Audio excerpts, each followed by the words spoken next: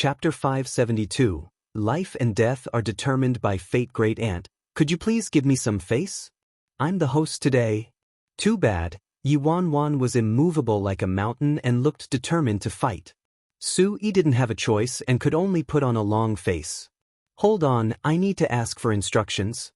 Su-yi stepped to the side and hurriedly gave his master a call. After 2 rings, Si-yi-han answered.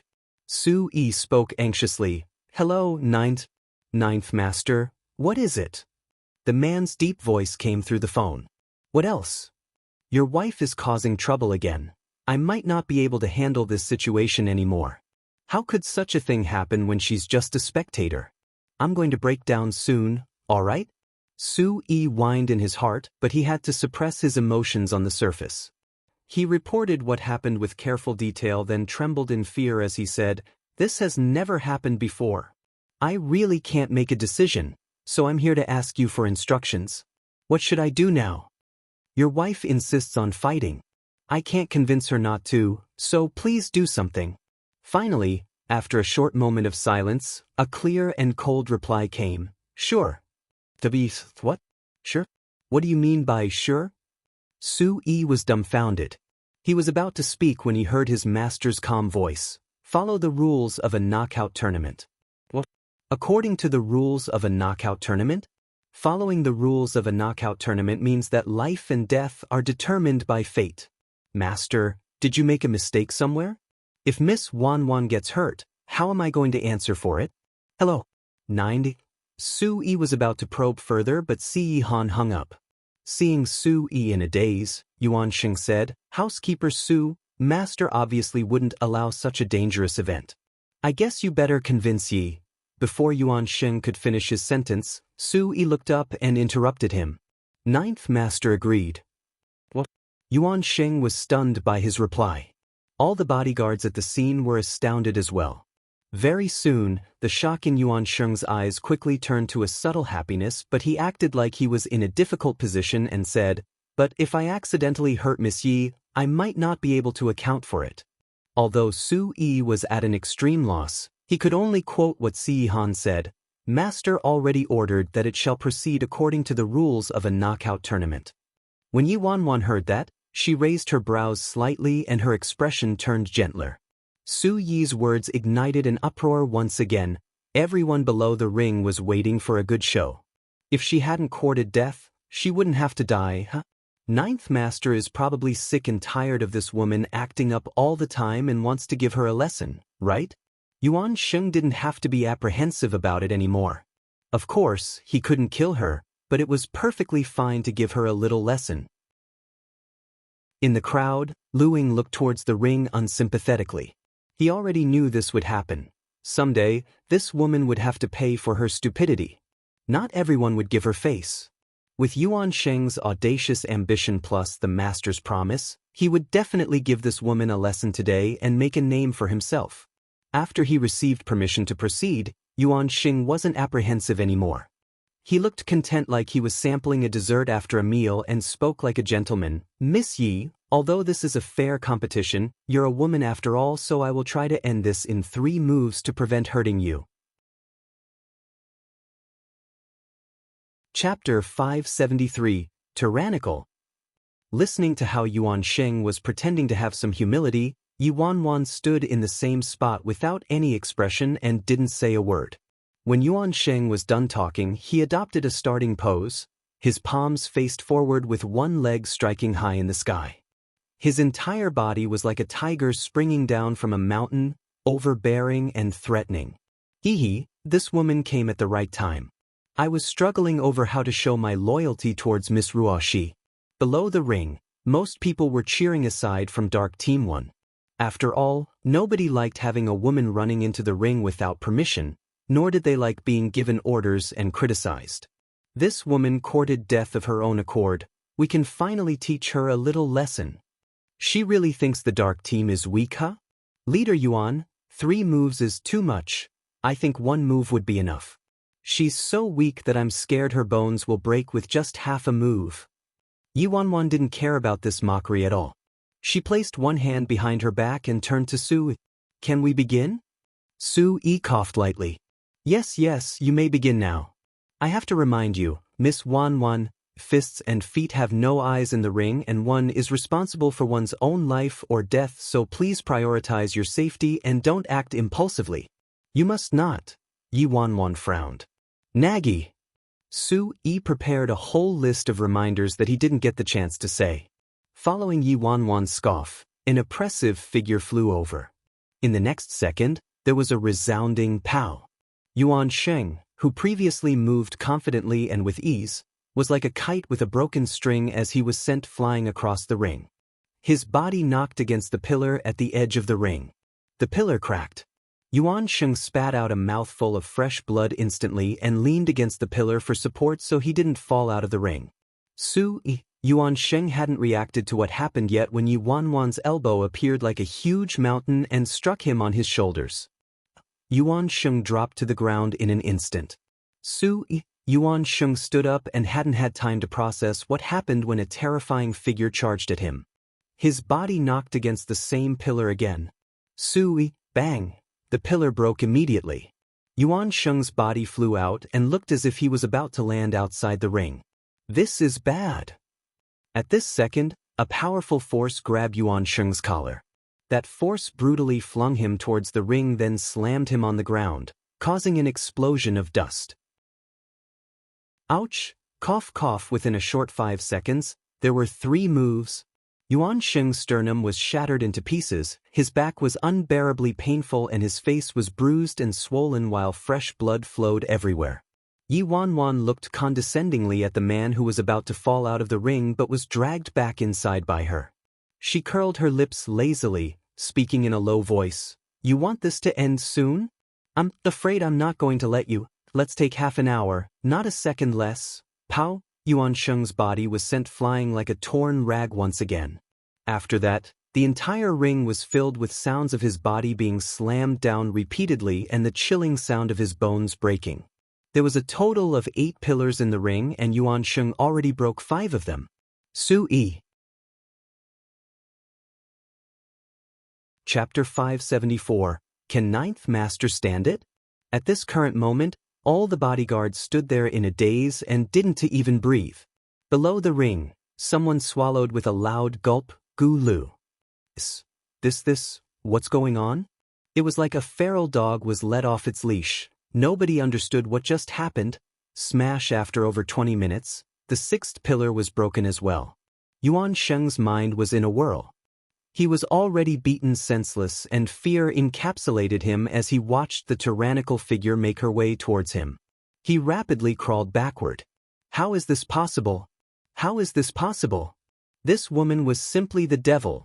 No matter what moves he tried to execute, she somehow knew and was well prepared for them with knowledge of his weaknesses beforehand. The scariest part was her speed. She didn't leave him any time to think, messing up all his moves. According to 11's fight just now, she should only know how to defend and not attack, right? So how? Pow! Yuan Sheng was only halfway up when he was flung away horizontally, knocking into the pillar. He spat out fresh blood along with his front tooth. He laid on the floor on his last breath. He was already exhaling more than he was inhaling. Meanwhile, the 7th pillar split into pieces and fell to the floor. Oh my God, what happened? Did I see things correctly? Yuan Sheng was actually tortured. Isn't this a little too overboard? Someone took a big gulp. But Master said himself to follow the rules. Life and death are determined by fate, and even if someone dies in the ring, nobody takes responsibility. Everyone revealed an indescribable expression. Su Yi's mouth was wide open to the point that his jaw was on the verge of dropping. He suddenly realized why Master specifically stressed that life and death were determined by fate. However, even though that was stated in the rules, everyone normally tried to keep things tame during the competition. If anything fatal happened today, it wouldn't be too beneficial for Miss Wan Wan's reputation either. Directly killing a bodyguard was a little too much. Su Yi was extremely anxious. He kept looking at the time, and once he saw that the time was almost up, he quickly yelled, "Miss Wan Wan, time's up. Time's up. Quick stuff." Yi Wan Wan turned to the gigantic clock and looked disapprovingly at Su Yi, who was in a panic. What's the rush? Aren't there 3 more seconds? Using the final second, a loud pow echoed and Yuan Sheng was sent flying to the 8th pillar with a kick. The pillar responded by breaking into pieces. This time, Yuan Sheng's body directly knocked against the pillar and broke it, then he fell out of the ring. Time's up. The fight was over. There was a complete silence. Su Yi covered his face and couldn't bear to witness what happened. Among the crowd, Lu Ying stood in a daze. His face was ashen and stiff. How did this happen? Yuan Sheng's skills are better than mine, but how come Yuan Sheng couldn't even stand a chance in front of this woman? Under everyone's stunned gazes, Yi Wanwan walked to the edge of the ring, step by step. Almost everyone by the side of the ring took a step back subconsciously. They looked at Yi Wanwan like they were looking at some prehistoric monster. This was too brutal. It hurt just to watch it. The main point is that she was really only using one hand, from beginning till the end. Can the sickly and weak 9th master take this violence? With all the horrified gazes on her, Yi Wanwan stepped across the floor stained with blood and jumped out of the ring. After which she turned to Su Yi and said, "You guys may continue." Then she turned and walked away without looking back at all. Chapter 575. An unexpected outcome. Su Yi stared at the retreating figure of the future mistress of the household and took a big gulp. He took a long time to compose himself before turning to the crowd and announcing, "Cough, cough. The competition for head captain can't continue. The winner of the last fight was Yuan Sheng. Now, does anyone wants to challenge Yuan Sheng for the position of head captain?"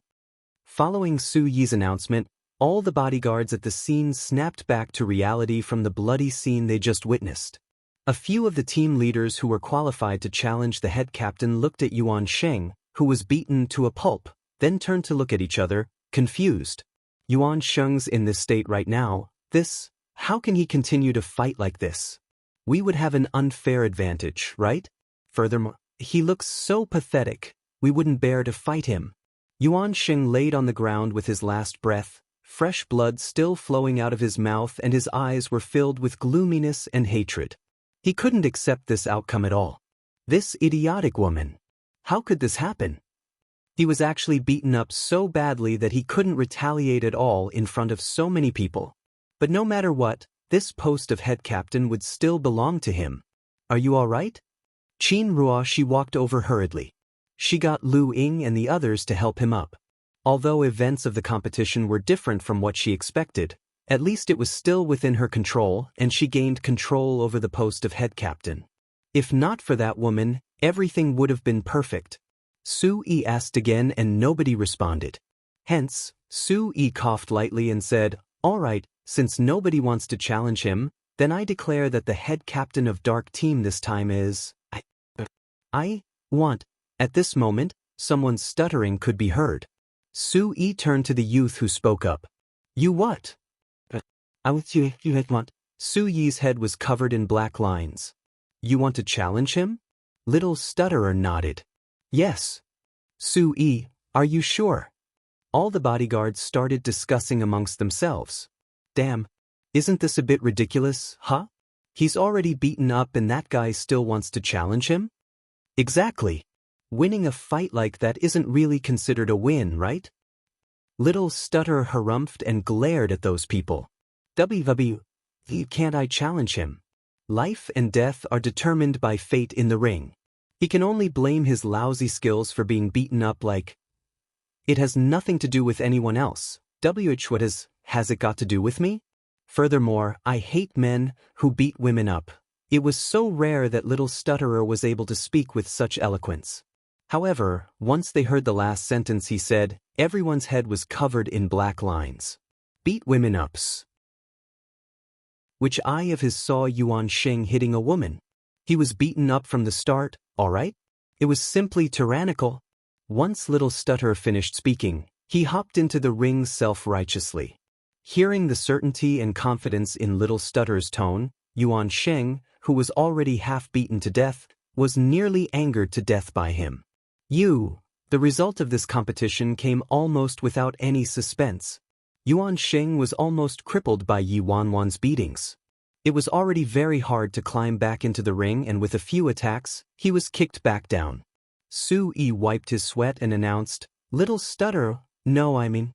Feng Xianyi won. Is there anyone who wants to challenge Feng Xianyi?" Below the ring, everyone looked at each other, but none of them had the intention of going up. Lu Ying lost to Yuan Sheng and even lost his title as team leader, so he wasn't qualified to challenge the head captain at all.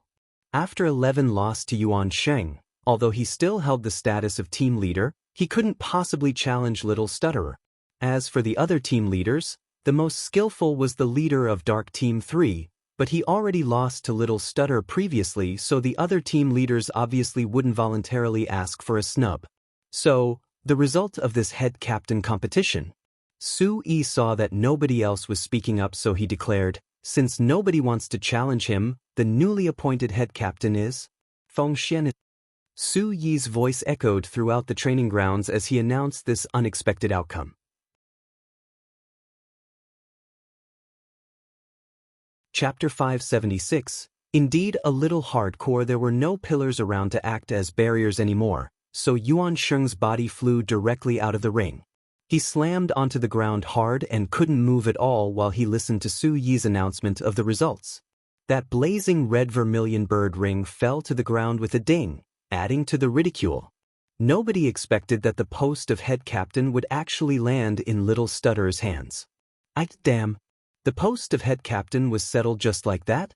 This is legit. It wasn't 11 or Lu Ying or even the Black Horse, Yuan Sheng, it was actually this Little Stutterer? This is too unexpected. After all, most of them didn't have a clue who he was before the competition.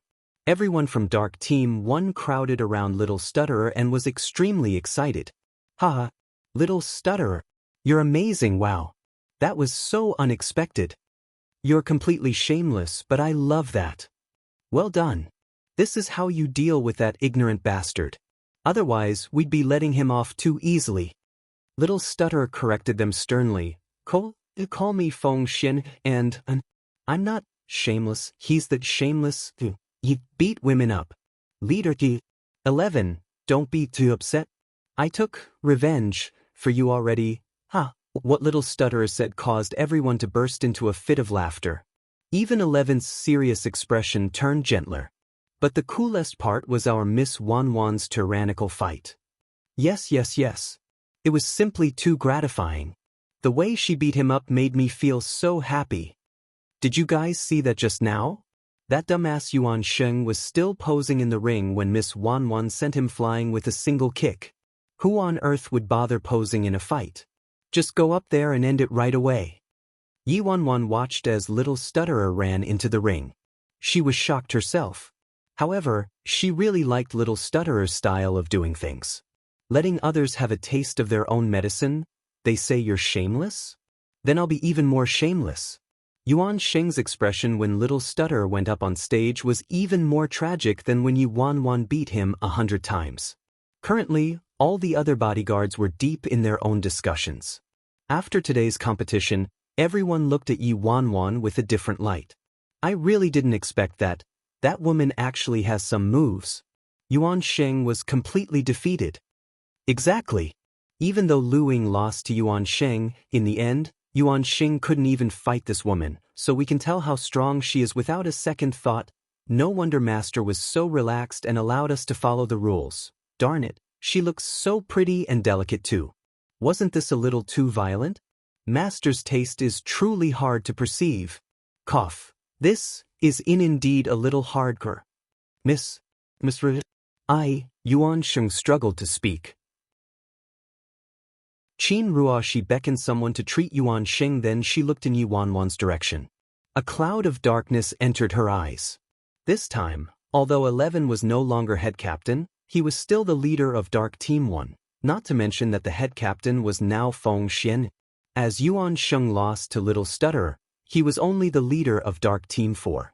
As for Lu Ying, he was defeated by Yuan Sheng, so he wasn't even a team leader and was demoted to an ordinary member. Chapter 577. Legendary Expert. How is this possible? How did things turn out this way? The competition was over and people started to leave. Lu Ying, who was previously so confident about getting the post of head captain back, watched as Dark Team 1 celebrated and cheered. He looked at Yuan Sheng being lifted in the air by the members of Dark Team 4 and stood there in a daze. Up to this current moment, he still couldn't believe the outcome of this competition. He didn't expect he would lose to Yuan Sheng, and he was even more surprised that Yuan Wan's skills were actually at this stage. He always mocked her for barely having the strength to truss a chicken. He insulted her and called her a burden, but now it seemed like he was the joke. A complete joke. He couldn't even defeat Yuan Sheng, much less Yuan Wan. He was born into an aristocratic family of ancient martial artists and thought he was better than others. He never cared about anyone else, but within a day, it seemed like his entire life was turned upside down. He finally realized that however perfect things might seem, there would always be stronger people out there. He heard light footsteps next to him and Qin Ruoshi consoled him gently, "Lu Ying, don't give up. You're still young and you can still improve, a failure or two is no big deal." Lu Ying lowered his head. "I just feel like a joke. I kept laughing at Yuan Wan in the past, but in the end I realized that I'm no match for her. I might not even be able to survive one attack from her." This fact alone was enough to crush him. Qin Ruoshi patted Lu Ying's shoulder. "You can't make a comparison like that. Miss Yi is pretty gifted herself and Ninth Master hired a great teacher to coach her so she could learn some self-defense. Naturally, she was able to make drastic improvements. As for Yuan Sheng, he was able to suddenly break through his bottleneck recently. He wasn't sure why, but at this moment, Lu Ying looked at this woman before him and the phrase Yuan Sheng mentioned before surfaced in his head. This is also what Miss Ruoshi wants. Could it be that Miss Ruoshi purposely trained Yuan Sheng to let him take the post of head captain? Lu Ying knew he wasn't as skilled as Yuan Sheng, and since this was the case, he shouldn't have any complaints, but this realization made him miserable. At the infirmary, Yuan Sheng quickly struggled to get up when he saw Qin Ruoshi walking over. "Miss Ruoshi, don't get up, just lie down. You're seriously injured," Qin Ruoshi said. Yuan Sheng's face was extremely gloomy. His swollen and bruised face looked even more hideous and awful at this moment as he said, "Damn it. Miss Ruoshi, the post of head captain belongs to me. That woman suddenly appeared and caused trouble, going against the rules. You have to stand up for me." Yuan Sheng's eyes lit up as he continued, "Iching, no matter how great that Yuan Wan is, she can never be compared to Miss Ruoshi. Miss Ruoshi, you're the true genius. You're gifted in many areas, practiced martial arts since you were little, gathered all the strong skills from various schools, and your skills are so unmeasurable that calling you a legendary expert might not even suffice. It was also because of your coaching that I had my breakthrough. Miss Ruoshi, I was groomed by you personally. Yuan Wan was obviously trying to provoke you by hitting my face like that." Qin Ruoshi naturally knew the motive behind Yuan Sheng's flowery praise and she glanced at him plainly. "That's enough, don't bring this incident up anymore. Agio didn't stop the fight then, so it means there's no room for negotiation on this matter." Yuan Sheng felt indignant. Master is simply out of his mind. How could he simply allow that woman to interfere with the Xi family's affairs and bribe others?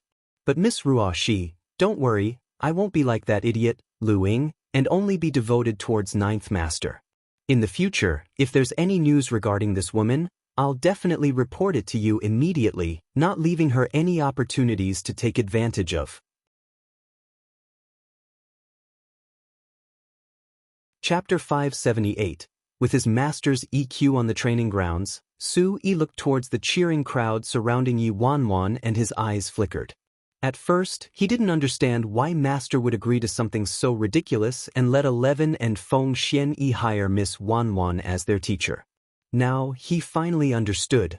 Master was helping Miss Wan Wan carve a path for herself and was certain she could do it.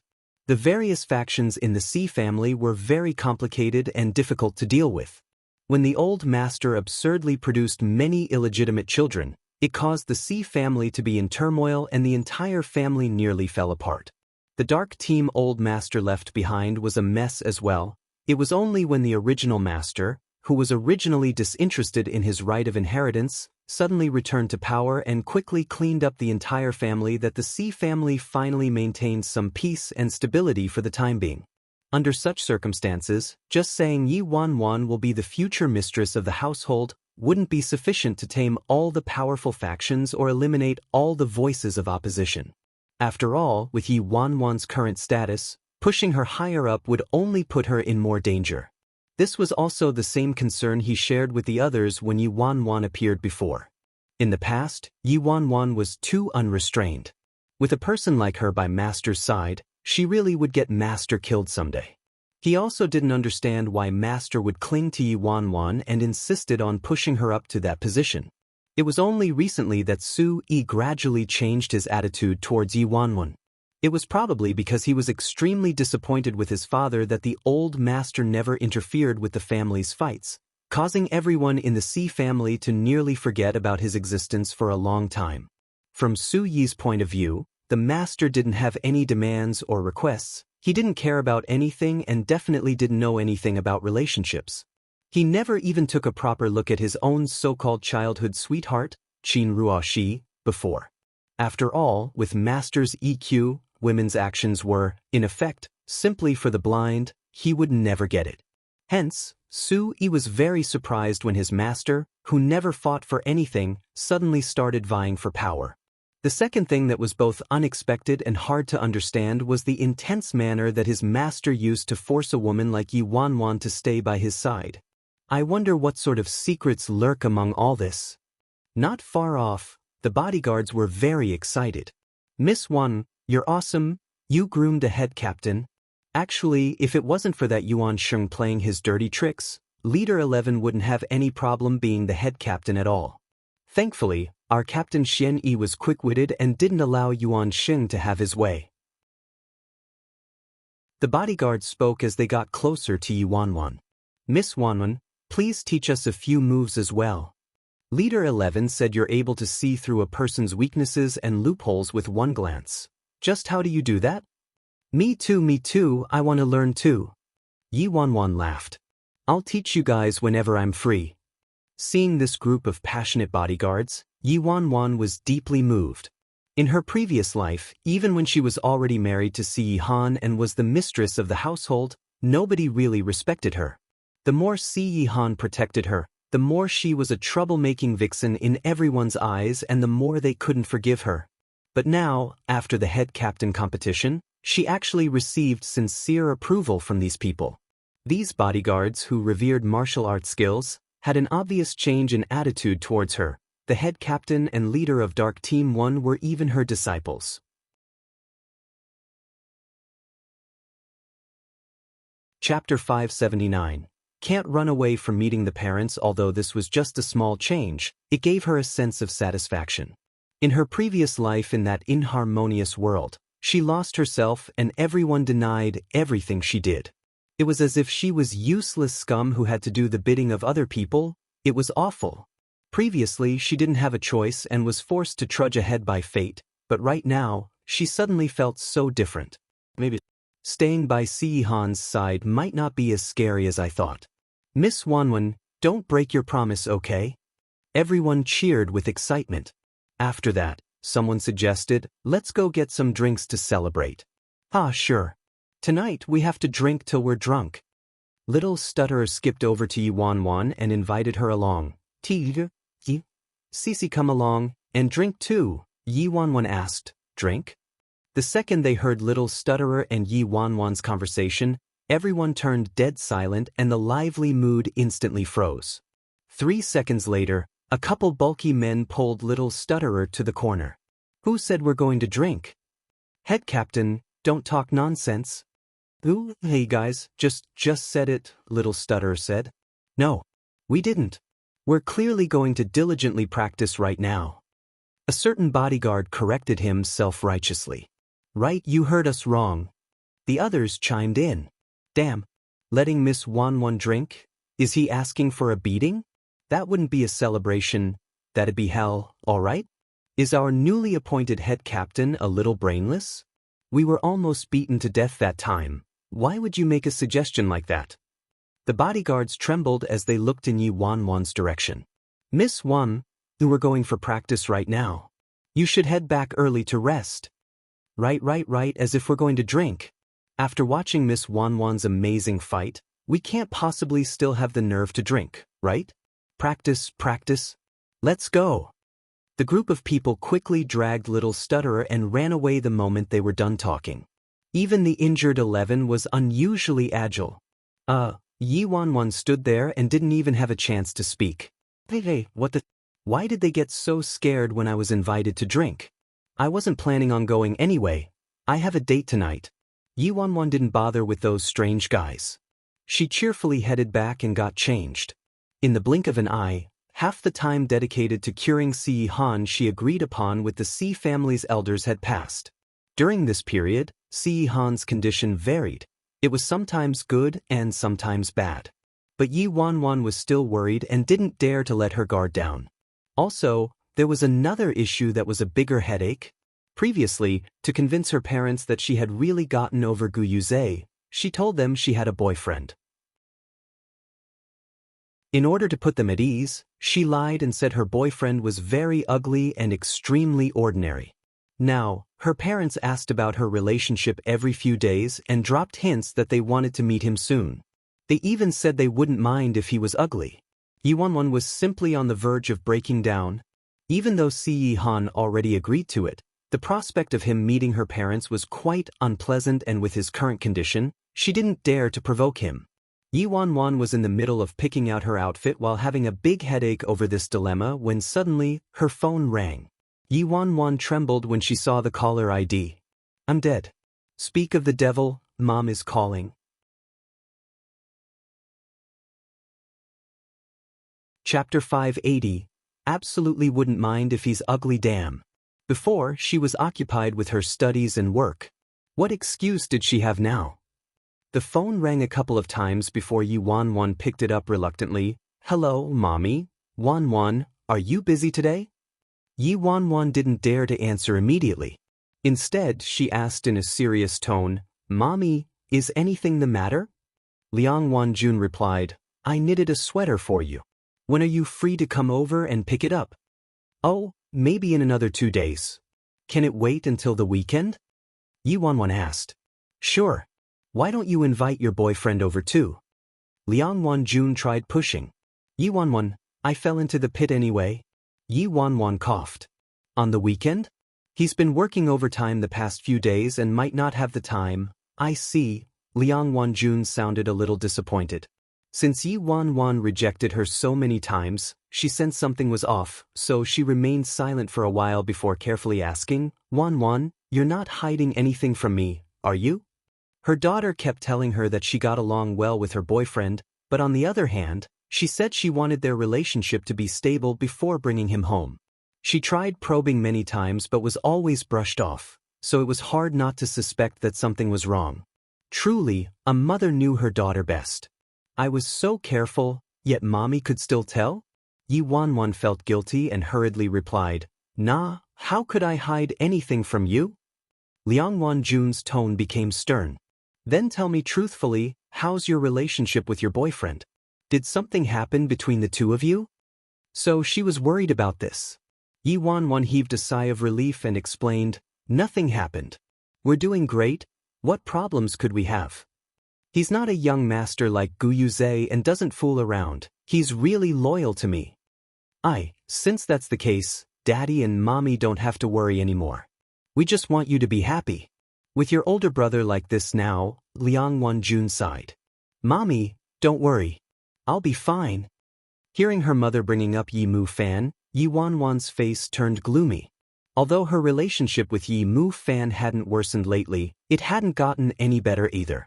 Her brother wouldn't listen to anyone anymore because of the drastic changes in their family in addition to Shen Mengqi's whispers in his ear, so it was no use even if Yi Wanwan kept nagging. Whenever Shen Mengqi encountered any troubling issue, she made Yi Mu Fan deal with it. He thought she trusted him and found him important. Now he would only learn his lesson if he suffered a big loss at the hands of Shen Mengqi. In her previous life, he was abused by Shen Mengqi until there was no good skin left on his body, yet he still foolishly earned money for her. Never mind that he was used, But he even implicated their parents. In this life, Yi Wanwan had to teach him a lesson. Liang Wanjun relaxed slightly. That's good. Wanwan, it's great that you think this way. Daddy and Mommy are really glad you've moved on. It's better to find a boyfriend who treats you well and is down to earth. It doesn't matter how he looks, your dad has the same sentiments as well. We absolutely don't care about his looks. Liang Wanjun emphasized once again that she didn't care about the appearance of her future son-in-law. As the Yi family had great genes, Yi Wanwan had high standards ever since she was little and was especially critical about appearances, so Liang Wanjun was worried this would cause a conflict between Yi Wanwan and her boyfriend. Yi Wanwan couldn't tell her mother her real issue, so she could only agree, Mommy, I know. I hate handsome and rich men who attract bees and butterflies everywhere they go. Yi Wanwan was right in the middle of making a solemn vow and assuring her mother, so she didn't notice who was behind her.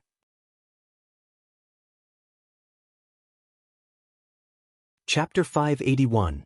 Don't you know how good-looking you are? Mommy, I know that.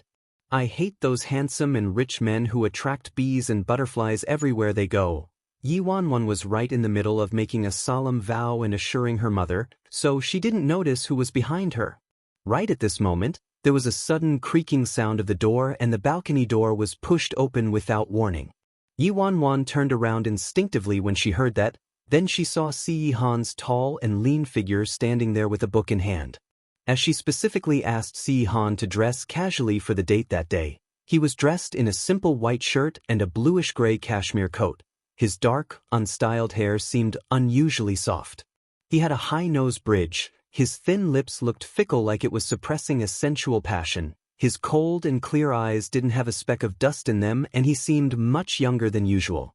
Plus, this thick aura of self-restraint was simply lethal. Si Yihan seemed to have overheard her last sentence and he narrowed his eyes slightly.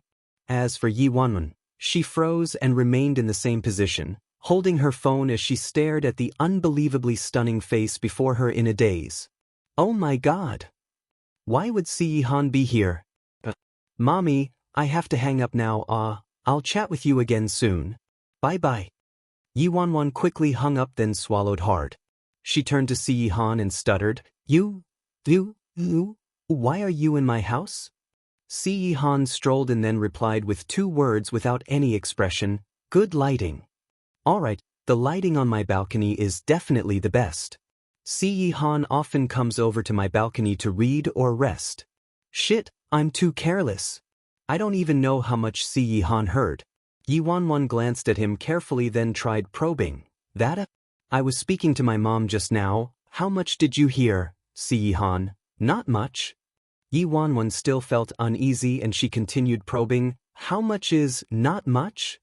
Si Yihan looked at her and was quiet for a second then he repeated, I hate those handsome and rich men who attract bees and butterflies everywhere they go.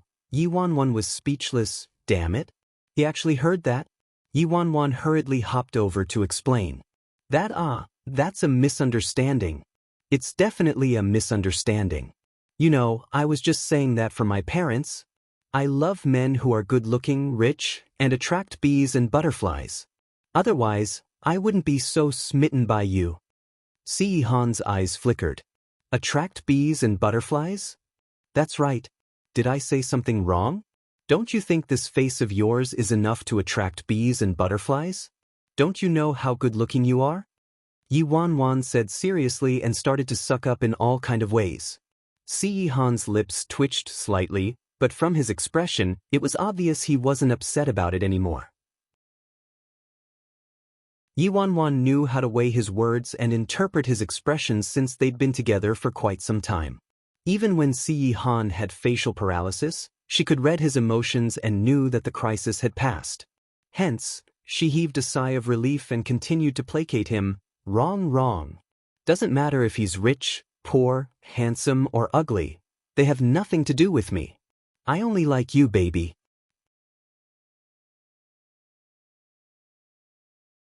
Chapter 582. Great White is just fluffy as the easiest to coax great devil in history. Si Han was defeated once again as expected. He took a glance at the girl who was covered in dust. Have you had enough fun today? Enough. It feels amazing after moving some muscles. Wait for me. I'll get changed, then we can go shopping. I'll bring you to eat some good food. Yi Wanwan hurriedly changed the topic, then disappeared into the changing room like a wisp of smoke. That was close. I'll find a chance later during the date to bring up the thing about meeting my parents. Si Han watched her retreating figure as she skipped away. His eyes were like the deep sea beneath the moonlight, yet it was subtly fluctuating like strong waves. While Yi Wanwan was changing, Si Han waited downstairs, and so was a big white tiger. Slaughter spent most of his time in Jean Garden these days and was fed by Yi Wanwan till his coat was sleek and smooth, his body plump and strong. Shortly after, Yi Wanwan was done changing and she came skipping down the stairs. She wore a light pink A-line floral dress with a bluish-gray woolen jacket that was the same color scheme as Si Han's, revealing her fair collarbone and slim, long calves. The design of her white kitten heels was special. They looked like a twig lined with flowers that wrapped around her slender ankles. Her naturally curled black hair fell beautifully on her shoulders and swayed gently with her movements.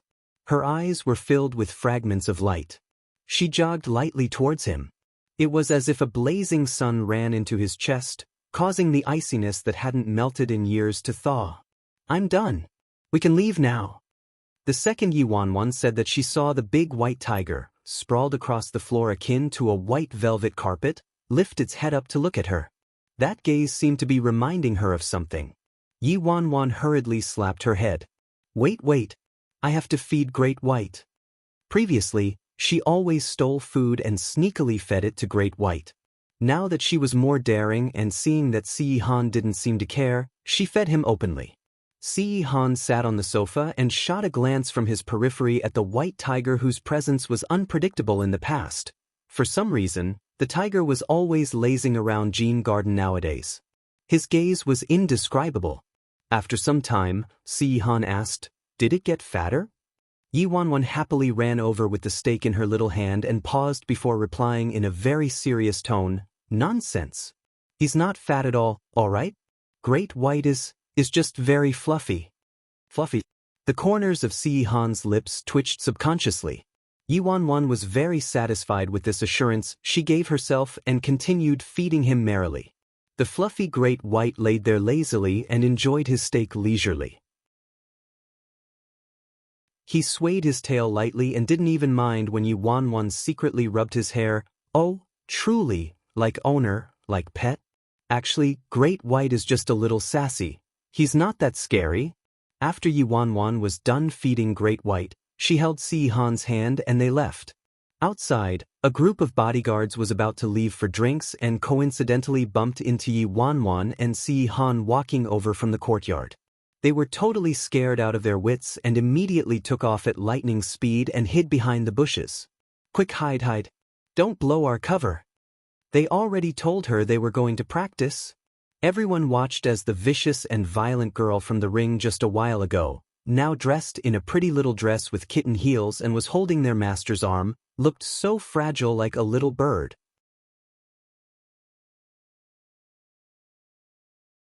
Chapter 583. Fingers intertwined. "Audio, my wrist hurts so bad, I think I sprained it." Yi Wanwan started whining. Although she had been training for some time and was much more flexible than before and didn't ache as badly after doing strenuous exercises, her body was still slightly sluggish and she still couldn't perform as well as she wanted to. Every time she fought, she didn't feel carefree or uninhibited enough. "I could actually perform better." The people in hiding couldn't help but shudder when they saw this scene. Yi Wanwan's cute and gentle demeanor was even scarier than when she was violent. They were actually worried that the weak and ill ninth master couldn't handle her, but it was a baseless fear. This person was as obedient as a little kitten in front of ninth master. It was evening and they were on a lively street with vendors peddling on both sides. The whole place was bustling with activity. Although the street was quite out of the way, it didn't seem to affect their business and there were even quite a few tourists present among the crowd. Yi Wanwan held Si Han's arm and said, "The food sold along the street is delicious and cheap. Most importantly, they have almost all kinds of snacks from different countries. I used to come here very often with my parents and older brother. The fine food on this street contributed quite a fair bit to my weight gain. Even my brother gained a full 10 kilograms because he kept coming here with me. Si-han listened intently as she spoke. Judging by his expression, it was clear that the divine great devil didn't even know this sort of place existed in Imperial City. After all, this man didn't even know what cotton candy was. Boss, get me a candied haw. I want that, yes, that huge one. All right, make sure you hold it properly. Thank you. Yi Wanwan held the stick of shiny candied haw and asked the divine great devil next to her, "Do you know what this is?" Si-han looked at Yi Wanwan with a look that read, "Do you think I'm an idiot?" Yi Wanwan then asked, "Then have you eaten one before?" Si-han, "Ha, I knew it." Yi Wanwan put the candied haw near Si-han's mouth. "Quick, take a bite. It's pretty good." Si-han looked at the shiny red balls before him which looked like they were made of rubber and furrowed his brows. He shifted away and didn't seem very willing. "You don't want this? What do you like to eat then? We'll go buy it." Seeing that Si-han didn't want to eat it, Yi Wanwan didn't force him and happily took a big bite. Her cheeks bulged out as she chewed skillfully and smoothly like a little squirrel. "Over there, I think there's—" Yi Wanwan was about to speak when the man next to her leaned over suddenly, lowered his head and gobbled half a ball of candied haw. Yi Wanwan blinked. "I thought you didn't want it." Si-han chewed it expressionlessly. The sweet and sour taste slowly spread in his mouth and it wasn't as intolerable as he initially thought. "Hee good huh? Let's go. I'll let you try something better." Yi Wanwan took the lead excitedly. As it was very crowded, she was squeezed to the front. Si-han frowned. His long legs increased their speed, trying to catch up with her. He didn't seem very pleased. "Don't run around." "Well, let's just do this then." Yi Wanwan pulled open his wide palm and their fingers intertwined. Si-han lowered his gaze and looked at their hands. N.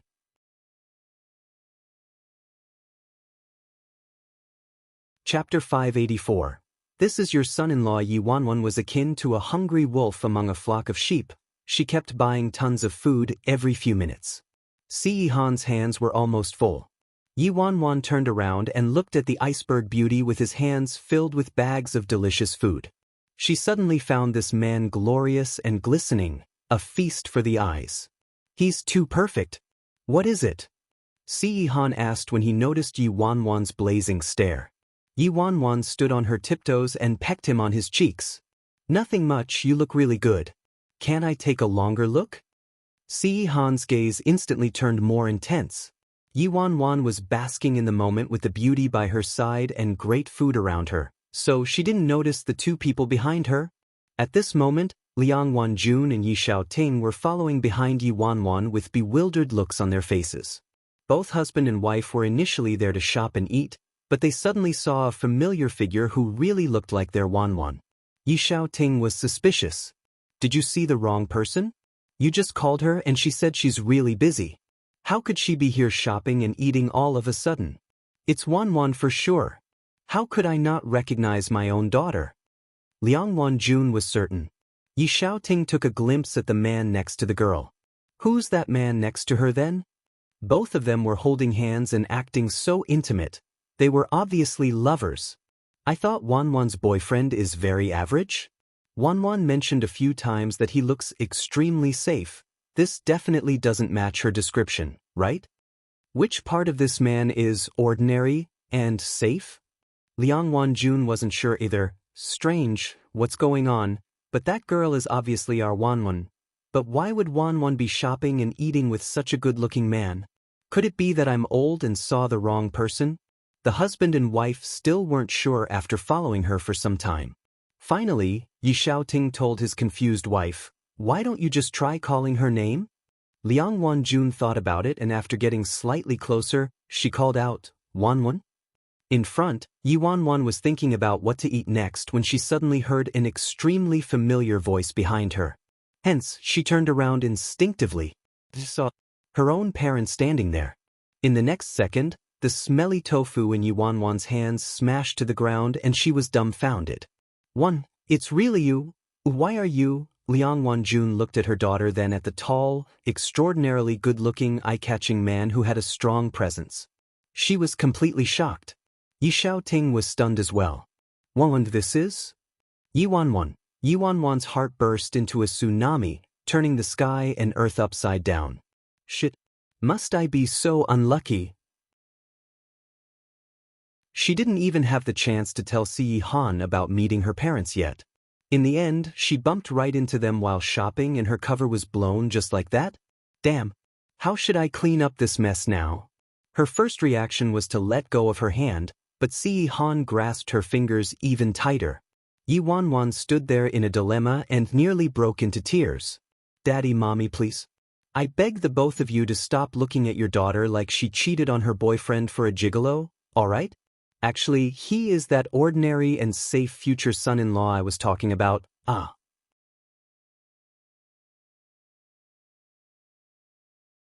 Chapter 585. Bring misfortune to the entire nation. Sometime later, the four of them sat down in a restaurant at the side of the street. Yi Wanwan buried her head and kept drinking her cup of juice, wishing she could drown herself in it. Sitting next to her, Si Han was expressionless and sat there with a straight back. As for her own parents who sat facing them, they kept sizing Si Han up and made lots of different expressions. This group of four looked really weird and attracted quite a bit of attention at the restaurant. Of course, most of them were women staring at Si Han and whispering to one another. After a moment of awkward silence, Liang Wanjun couldn't hold back anymore and spoke up first. "Wanwan, what's happening here? Who is this man? Why are you with him?" Yi Wanwan considered her words carefully. "Mommy, Wanwan, Mommy knows you suffered a fair bit in the past, but there are some things you can't do. You can't become like the person who hurt you." It was obvious Liang Wanjun misunderstood Yi Wanwan and thought she was triggered and was taking revenge on society by betraying her boyfriend. After all, when she called just now, Yi Wanwan said her relationship with her boyfriend was great and didn't have any problems, yet in the next moment she was with another man, so it was only natural that Liang Wanjun would misunderstand. Yi Xiaoting's face turned grave. He looked at Si Han and asked in a deep voice, "Do you know she has a boyfriend?" Si Han, "Yes." When Yi Xiaoting heard that, he exploded in fury. "If you knew, why are you still with her?" Liang Wanjun was in total disbelief. "The two of you? Your boyfriend's so nice to you. How could you do something like this?" Yi Wanwan couldn't take it any longer. Wait, Daddy, Mommy, please calm down. It's not what you guys are thinking. I didn't cheat." Yi Wanwan was left with no other way. She gritted her teeth, then hugged Si Han's arm. "Because he's my boyfriend." The cold aura around Si Han dissipated due to the girl's hug, and a hint of surprise flashed across his eyes. Yi Xiaoting and Liang Wanjun looked at each other in confusion. Liang Wanjun looked like she didn't completely understand what happened. "What did you say? He's your boyfriend?" Yi Xiaoting furrowed his brows. "Wanwan, don't lie to us. You have to tell us the truth. This isn't how you described your boyfriend before." "I'm telling the truth right now. I lied to you guys then and said that my boyfriend looked very ordinary and ugly because I was afraid you guys would be worried after seeing how he really looks, and wouldn't let us be together." Things had already reached this point, so Yi Wanwan had to be honest now. Liang Wanjun and Yi Xiaoting were taken aback. They hadn't expected that things would be this way. As for their daughter's explanation, the two of them were initially still quite suspicious, but when they took a second look at the man's face, they suddenly felt that their daughter's words were quite believable. Because this man's appearance really made them worried. With a face like his, he would attract tons of bees and butterflies, and judging by his mannerisms, he probably wasn't a simple man. Just a while ago, so many young women looked over at him. Yi Wanwan explained to her parents and kept glancing at Si Han. "It's all your fault. Why do you have to be so good-looking that you can bring misfortune to an entire nation? Why do you have to be so rich too? Quick, think of a way to give them a favorable impression of you."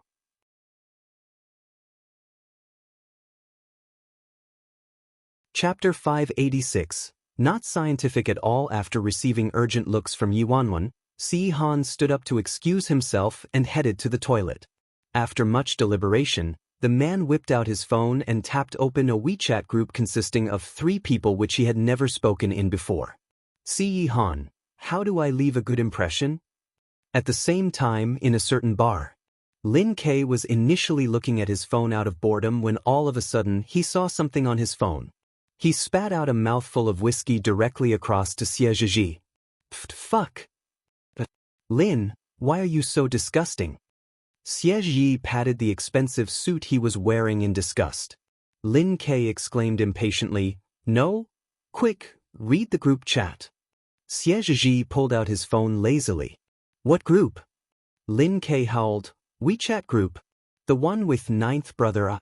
The 10,000 years lurker king has finally spoken. Ever since this guy got a girlfriend, he completely abandoned us in the Siberian desert, hasn't he? He doesn't even return our calls or reply to our messages and disappeared from the face of the earth.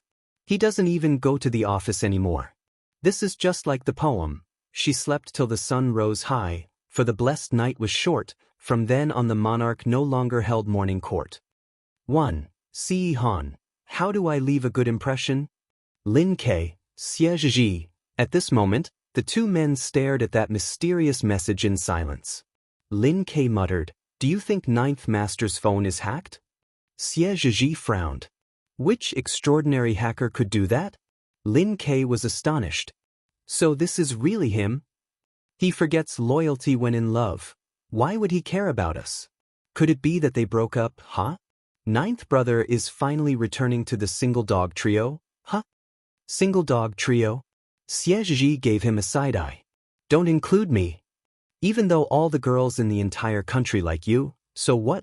You're still a single dog." Lin K mocked him and dragged Xie Zhi into it. Then he hurriedly typed a reply. "Lin K, 9th brother, you finally appeared. Leave what good impression to who, huh bro? Are you facing some problems in your relationship?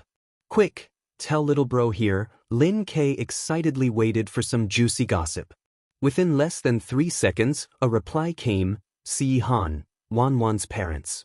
Lin K was stunned, then he started whining like his heart was aching. Damn it. 9th brother actually went to meet her parents. I thought they broke up. In the end, they actually reached the stage of meeting her parents? With our 9th brother's EQ, how is this possible? It's not scientific at all. In the group chat, See Han at Xie Zhi. See Han chose to ignore Lin K and directed his message to Xie Zhi. Lin K was instantly offended. Why must he direct it to you? That's too unfair. Xie Zhi chuckled and replied with a voice message. "Baby, are you sure you need to leave a good impression?" Lin K quickly chimed in. "That's right, 9th brother. You're so handsome and rich. Why do you even need to leave a good impression, huh?" As for this question, See Han, who was in the hallway, decided not to answer. "It's exactly because I'm too handsome and rich, that's why." Lin K, so 9th brother, trust me. With your qualities, you'll get full marks with just that face of yours. When you meet them, just dress as well as you can. Xie Zhi, why don't you just give them a 1 billion dowry? See Han, after some time, the WeChat group indicated a notice. Your friend, See Han, has left the group. Aye? Why did he leave? I thought our ideas were quite brilliant.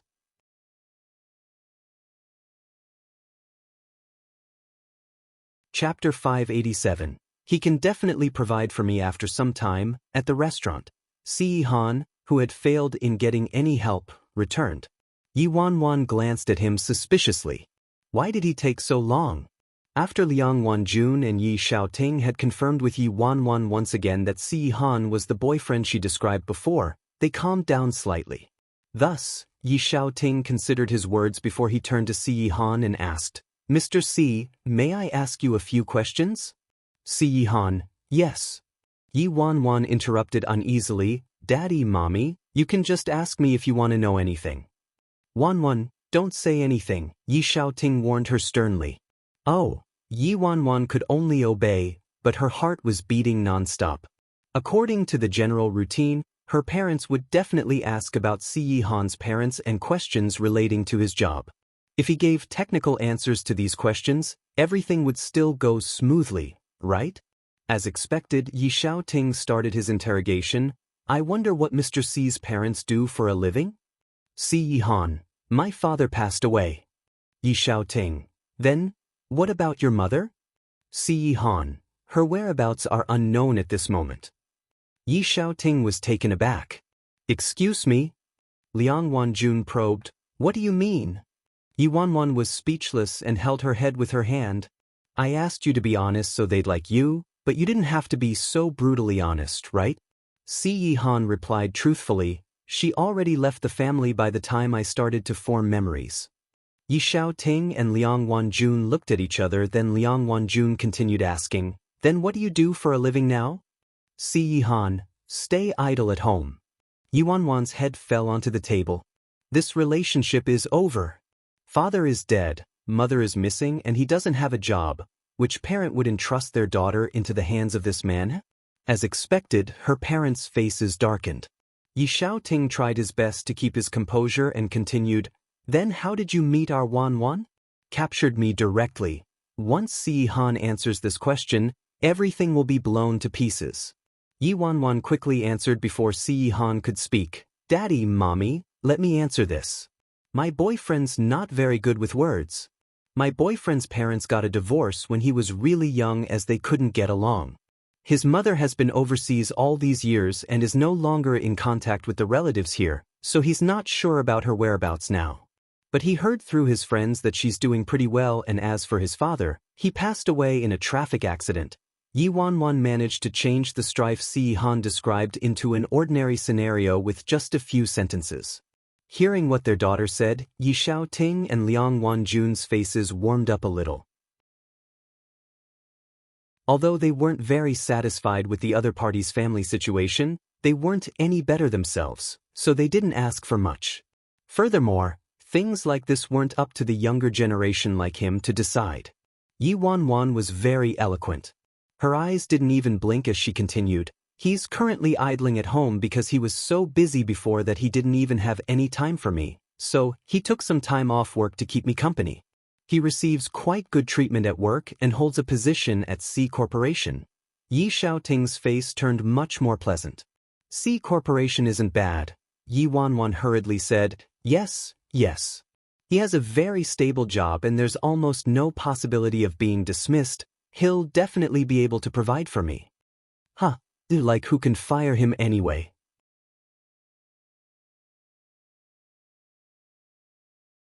Chapter 588, Protect Her for an Eternity. As for how we met, Yi Wanwan took a deep breath and continued explaining. He courted me first, and at first, I didn't really like him and we weren't on very good terms.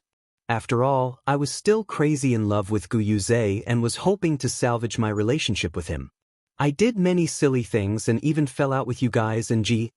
That was the worst and most painful point in my life, yet he continued to stay by my side and didn't leave me. He protected me, took care of me and tolerated all my beatings and scoldings.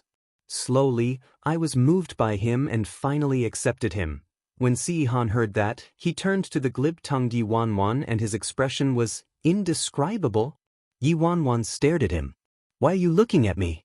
Did I say anything wrong? He works at C Corporation, doesn't he? And he courted me first, didn't he?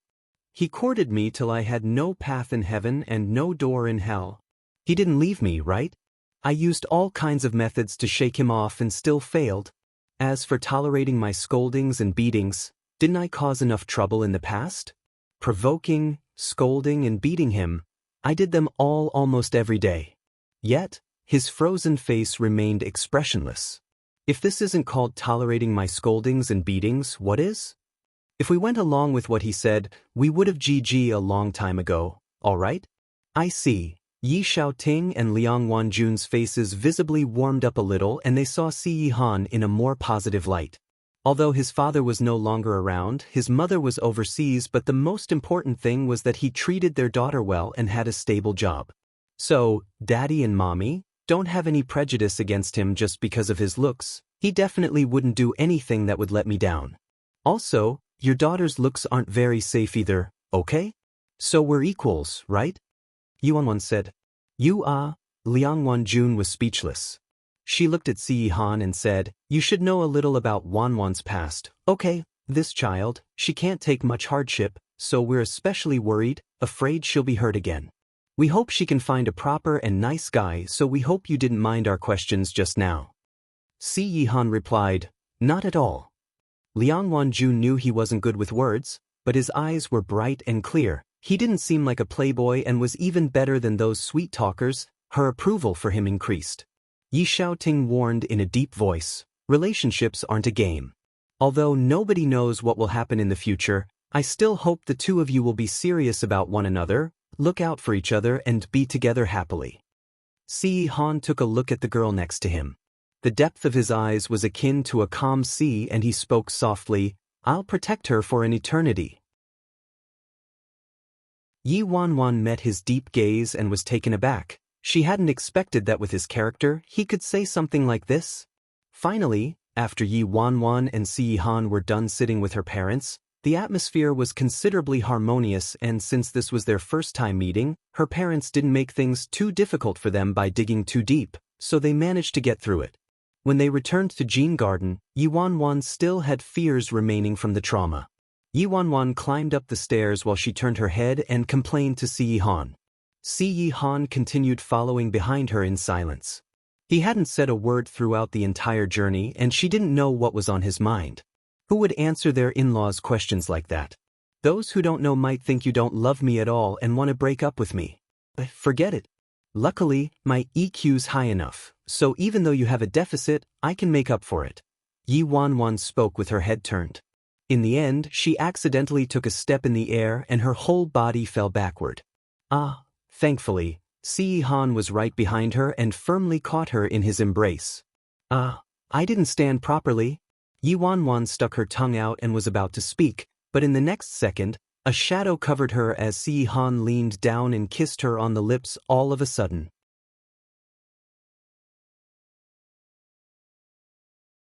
Chapter 589.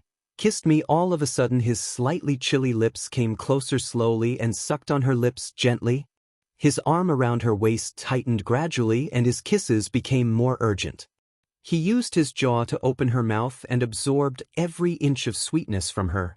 Compared to his instinctive craziness and violence in the past, he was becoming more skilled at kissing. His thin and cool lips, his face that was close to perfection and his passionate breathing simply captivated her. In a split second, the atmosphere around her was enshrouded by Si Han's aura. She was encapsulated in this place like there was only the two of them left in this world. An indefinite amount of time passed before this kiss finally ended. Si Han's fingers brushed against her hair lightly. His eyes were filled with emotions she couldn't read. Yi Wanwan stared at the man before her and was in a slight daze. What's wrong? Why did he kiss me all of a sudden? He didn't even warn me first. Then, what about you? Si Han looked at her and suddenly said these four words. Yi Wanwan was already muddled and what he said made her even more confused. What about me? Si Han locked his eyes onto her. Do you like me? When Yi Wanwan heard that question, she was taken aback. Actually, she was so nervous about him meeting her parents at first only because she was afraid that if things went badly, her parents would be strongly against them being together and he might hurt them when his emotions were out of control. After all, his temperament was like that in her previous life, so it could really happen. But right now, she unwittingly believed that this person before her would never hurt her and the people around her. However, she was still trying to be tactful and make her parents accept him. Now, about her feelings towards Si Han. Yi Wanwan was lost in thought when Si Han suddenly strode forward. Follow me. Where are we going? Yi Wanwan followed him in a daze. After some time, Si Han brought her to the attic on the top floor. Seeing Si Han bringing her up there, she was stunned. Isn't this the restricted area in Jin Garden? I wasn't even allowed to step into this place in my previous life. Why is Si Han bringing me here? Creak, the door of the attic was pushed open. Yi Wanwan stood at the door and scanned the place out of curiosity. There were some old pieces of furniture, 2 full rows of bookshelves and a sandalwood desk in the middle of the attic. Si Han walked over to the desk, sat down and opened one of the drawers. He took out a jade pendant from the drawer. Strictly speaking, it was half a jade pendant. Si Han held the jade pendant with his slender fingers and brought it to her. Yi Wanwan took it suspiciously and didn't know what Si Han was doing. She didn't understand why Si Han was giving her this pendant. What's this? In the dim light, Si Han's clear voice resounded in the somewhat empty attic. This half-jade pendant can mobilize my people. It can be used when you're in danger. However, it only takes orders from me. This half-jade pendant can only be used by you 3 times, so don't use it unless it's urgent. When Yi Wanwan heard that, she looked at the piece of unsophisticated and simple green jade with a complex gaze. Si Han really has some hidden forces, and these people are only loyal towards him. Su Yi probably doesn't even know of their existence, but right now, Si Han actually revealed this to me and gave me the authority to mobilize them.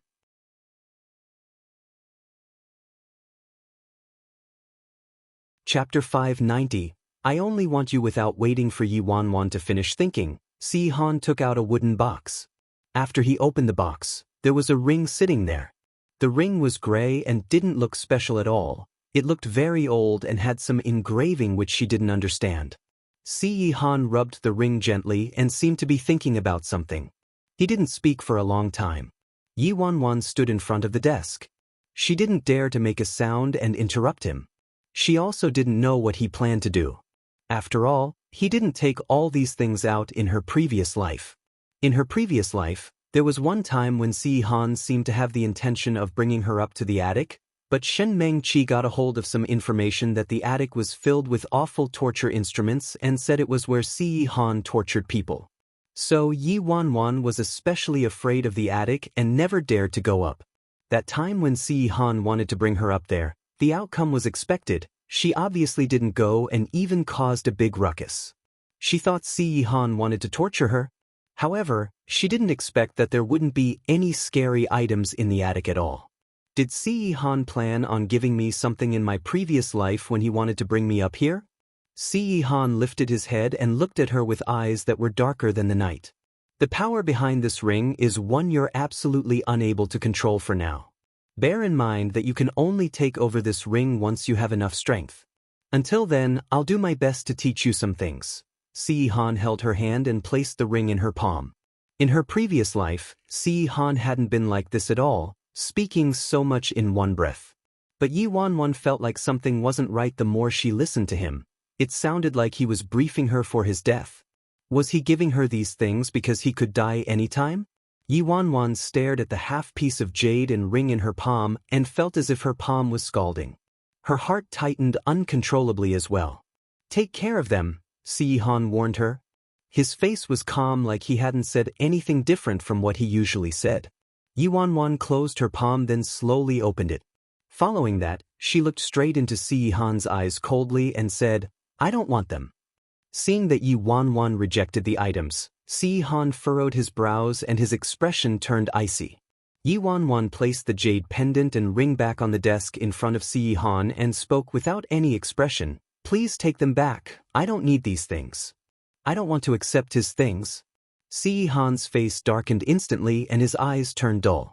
Outside the window, after the moonlight hid behind the thick clouds, the temperature slowly became frosty. Si Han stood there with his back stiffened. He looked at the lonely jade pendant and ring lying on the table after being rejected by Yi Wanwan.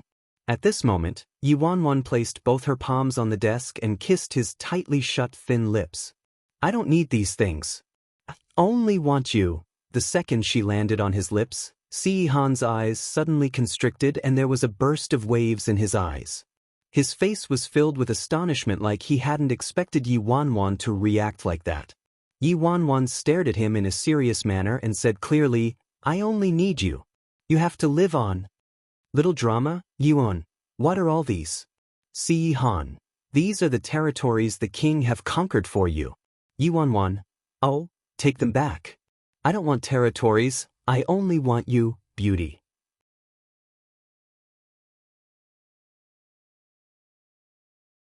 Chapter 591. A little empty and lonely Si Han looked as if he never expected to hear an answer like that. That icy cold face of his was filled with surprise and he was in a daze. At this current point in time, Si-Han's gaze made her inexplicably feel a familiar sense of traveling through time and her chest started palpitating uncontrollably. Before her brain could react, the words already left her mouth. I promised to make you well, so I'll definitely do it. Didn't you say that you would protect me for eternity? I want you to protect me personally, not by using these cold, dead things. As Yi Wanwan spoke, her eyes slowly shifted from hesitation to resolve. She admitted that the shadow in her previous life wasn't easy to get rid of, but since she was reborn, she'd try to abandon everything from the past and look at all the people around her with a new light. Otherwise, what's the point of being reborn? I only want you, I only need you, so you have to live on. The girl's words made Si-Han return to earth from the inferno in hell. It was as if his icy heart was soaking in a warm tide. Okay. He looked at her dazzling eyes that were like stars and he returned to a distant past through her eyes. The depths of his eyes had surging waves like the deep sea. Late at night, the two of them nestled up against each other and fell asleep. In the quiet room, Yi Wanwan's work phone suddenly rang urgently. Afraid she would wake Si-Han up, Yi Wanwan frowned as she looked at the caller ID, then she hurriedly covered the receiver and picked up the call. She coughed lightly and deepened her voice. Hello? Gong-Su? Why is Gong-Su calling me in the middle of the night? Did something happen? Why are you calling me at this hour? What happened? Yi Wanwan asked anxiously. The youth's languid voice came through the phone. Yi, I'm so bored. Yi Wanwan was silent for a couple seconds. Just because of this? He's calling me in the middle of the night because of this? Yi, what's up with you? Are you in a bad mood? Being frightened by ringing in the middle of the night? How could my mood be any better? Were you doing that with your girlfriend? Did I interrupt you? Gong-Su asked carefully.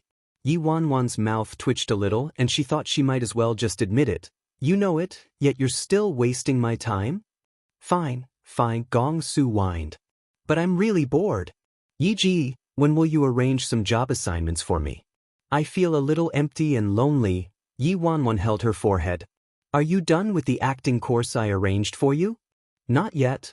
Gong-Su felt guilty then spoke in a very concerned manner. You can't do your job this way. Just calculate how much losses you've taken for not arranging any work assignments for me lately. My heart is already aching for you, you know? Thanks. Yi Wanwan's lips twitched. If there's nothing else, we'll talk again tomorrow. All right, you may continue, Yi-Ji. I won't disturb you anymore. You promised you'll come to my gathering, so don't forget about it, yeah? Gong-Su spoke in a very obedient manner. Also invite Senior Luo Chen over. It's good for him to meet more people. He's too stiff. Luo Chen's too stiff but Gong-Su's too wild. Wouldn't it be great if these two could find some balance in the middle? Yi Wanwan sighed. Alright, got it. Yi Wanwan was about to hang up when Gong-Su started speaking hesitantly. Hold on. Do you want to bring your girlfriend along too? Yi Wanwan, it's okay. Gong-Su, why not? Yi Wanwan, she probably doesn't have time for it.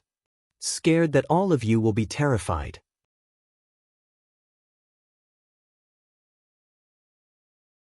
Chapter 592. So what if I'm coming out of the closet?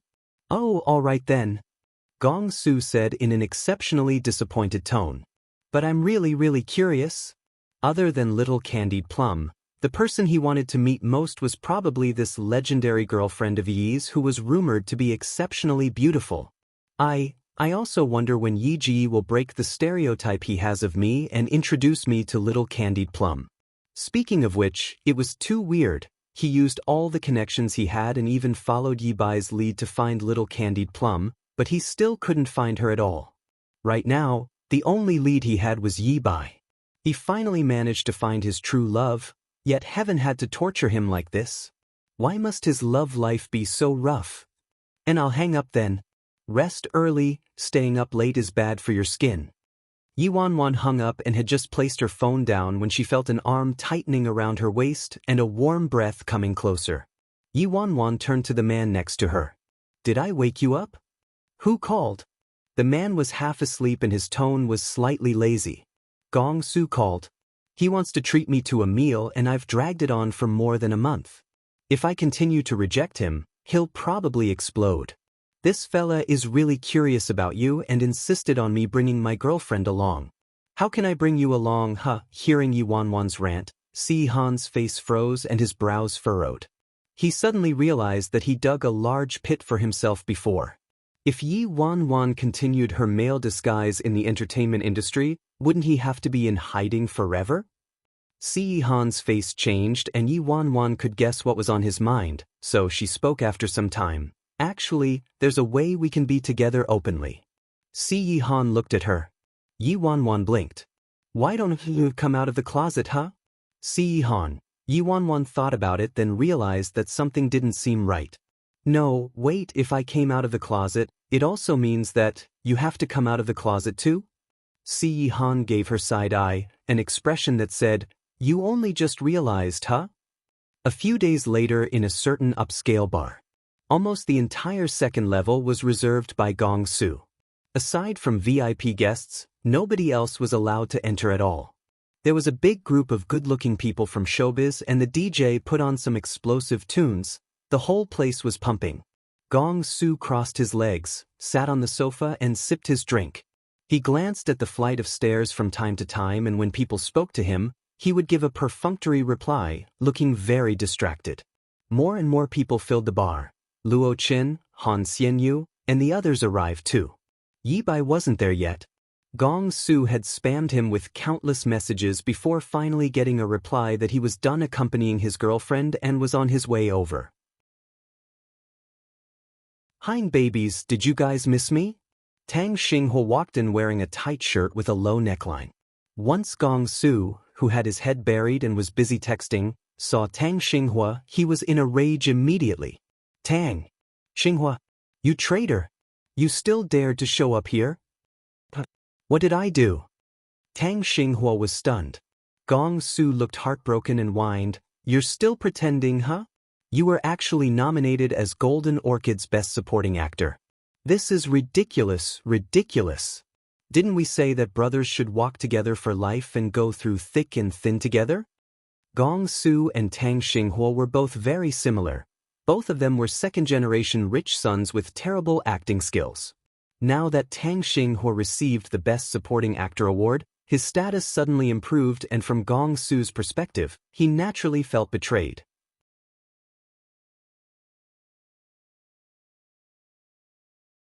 Chapter 593. Who is this guy? Tang Xinghua felt somewhat guilty. He coughed lightly. You can't blame me for this. It was an accident. An accident. I didn't want this either, all right? Who knew that I would be nominated? Tang Xinghua felt like something wasn't right then he suddenly said, wait, weren't you nominated as the best newcomer? You actually had the nerve to scold me. Gong Su spoke in a righteous manner. How is that the same? I was scolded even when I was nominated. And I even received harsher scoldings. What about you? I don't care. You're a traitor. You went to hone your acting skills behind my back. I see through you. How could you face me or your fans? Face everything we went through together, huh? Gong Su kept berating him without pausing when all of a sudden, the people around him turned to the stairs and let out a light cough. Luo Qin stood up as well. Seeing the familiar figure that resembled a cool breeze clearing up the clouds, Gong Su was scared out of his wits. He quickly pulled Tang Xinghua's arm. Xinghua, my good brother. Congratulations on being nominated for Golden Orchid's Best Supporting Actor. Your acting skills have improved tremendously. I'm so proud of you. You're the role model I'll be working towards. I must learn from you and improve my skills. I'll work hard to become a great actor just like you. Yi, you're here. Gong Su acted like he just noticed Yi Wanwan. He let go of Tang Xinghua's arm then pushed Luo Qin away as he jogged over and pulled her to the seat right next to him. Following that he brought a fruit plate in front of Han Xianyu over to Yi Wanwan. Yi Ji, take a seat. Yi, have some fruit. Tang Xinghua, who witnessed how he changed in less time required for flipping a page. This guy. Improve your skills, my ass. I see that your acting skills are pretty good here. Changing your tone so quickly. He didn't think much of it when Gong Su had a change in manager. It wasn't the first time anyway. But he truly didn't expect that this day would come when Gong Su would be so obedient and controlled by this guy. This manager, who seemed quite young and better looking than most artists, was pretty interesting. After seeing the way Gong Su treated Yi Wanwan, many artists at the party had the same thought running in their minds and were so shocked that their jaws nearly dropped. Is this obedient and sensible man really the little tyrant, Gong Su? Who is this guy? Someone asked Han Xianyu. Han Xianyu took a glance in Yi Wanwan's direction then grinned. Gong Su's manager. Oh, so he's Gong Su's new manager. He actually managed to control and tame Gong Su. He's amazing, huh? Yi Wanwan already overheard Gong Su scolding Tang Xinghua, so when she saw Gong Su twisting the facts without even flinching, she was speechless but didn't expose him anyway. At this moment, Gong Su was very busy with Yi Wanwan, acting extremely polite and attentive. Yiji, do you drink? White or red? I brought a bottle of red wine from home. It's a 1982 Royal Salute. Yi Wanwan replied, no thank you, I don't drink. Just get me a cup of soda. Then I'll ask a chick over to accompany you, alright? What type do you like? Gong Su asked. Gong Su's mentality was that there was no such thing as having a girlfriend and not being allowed to fool around outside at the same time. If I really had a younger sister, I definitely wouldn't introduce her to a man like that, alright? Yi Wanwan's face darkened. No need.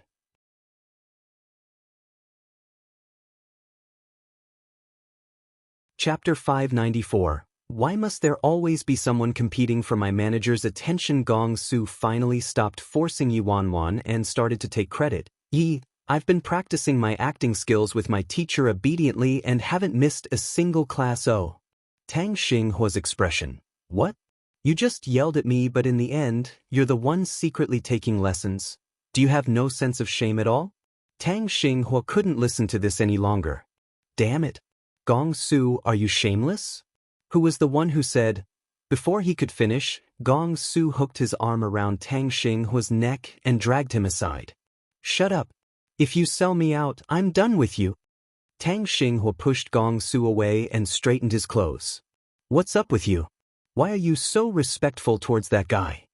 Gong Su recalled something when peach blossoms appeared in his eyes and he sneered, mind your own business. Just don't ruin things for me. I'm working hard now to be a great actor. Unlike you. Tang Xinghua was completely speechless. Where's your shame? On the other side, Yi Wanwan had just said hello to Han Xianyu and very quickly, someone came forward to strike a conversation. A pure and cute girl walked towards Yi Wanwan. Hello, I'm Lin Cece. Hi, I've heard about you and saw your TV series. The girl's smile was as beautiful as a flower. Are you really a manager? You look so dashing, good-looking enough to be an artist. The girl spoke and sat down naturally next to Yi Wanwan. Not far off, Gong Su saw that his seat was taken by someone and his face turned ugly. Gong Su, what are you looking at? Did you hear what I said? Shut your trap. I'm busy. Gong Su skipped over in Yi Wanwan's direction hurriedly. Cece, Gong Su walked over to Lin Cece with the sweetest smile he could put on his face. I think I just saw your boyfriend leaving with Xiao Qin. What? Lin Cece's face changed. She stood up and walked away instantly.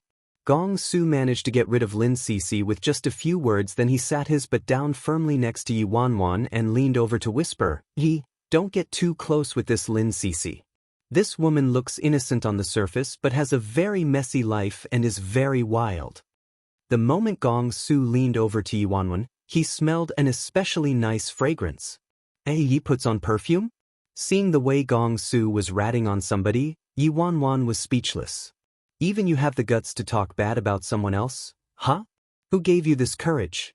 When Gong Su saw that Yi Wanwan didn't seem to believe him, he quickly stretched across to Han Xianyu and urged him, ask Xianyuji if you don't believe me. I'm telling the truth. Am I right? Han Xianyu coughed lightly. I'm not too sure myself. Yi Wanwan thought to herself. This child probably has some IQ problems. He wanted to rat on someone, But he didn't realize he had thrown himself into the pit as well. Han Xianyu had such a clean lifestyle, so obviously he wouldn't know who in the industry was a mess. So it went without saying how Gong Su was so clear on that. Okay, just stop there. You don't have to worry about other people's lives. I'm going to talk to Luo Qin. But I haven't even talked that much with you, Gong Su complained. Shouldn't have invited that guy. Annoying. Why must there always be someone competing for my manager's attention?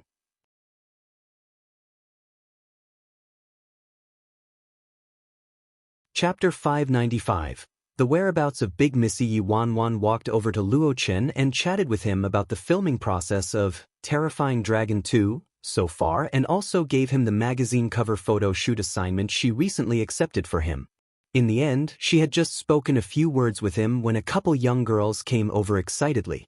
Yi Wanwan wondered when she became so famous when she heard a doll-faced girl say, "So you're Yi Bai? Could you please read my fortune for me?" What? Yi Wanwan was stunned for a moment. Xanjie said you're very good at reading people's fortunes and you're extremely accurate, the girls exclaimed excitedly. Yi Wanwan was somewhat speechless all of a sudden. She didn't expect that Xiaoku Xian would actually spread her title of Mr. Fortune Teller around. Xian was joking. How could I possibly know how to read people's fortunes? Yi Wanwan said helplessly. She hadn't paid any attention to any of these girls here, so how would she know their future? Yidi, are you unwilling to read our fortunes because you don't think we're good? Xanjie said you're amazing and you even managed to predict that she would win the Golden Orchid Award. Exactly. We can afford your fees. These girls didn't believe her at all. Being harassed by these girls, Yi Wanwan was left with no choice, and finally she said, I'm a materialist and don't believe in these things at all. How could things like Taoist divination still exist in this day and age? A youth dressed as a Taoist devotee suddenly appeared in her head. Speaking of a Taoist devotee, she really had seen a living one in the group of 5 she ran into at the food stall that day.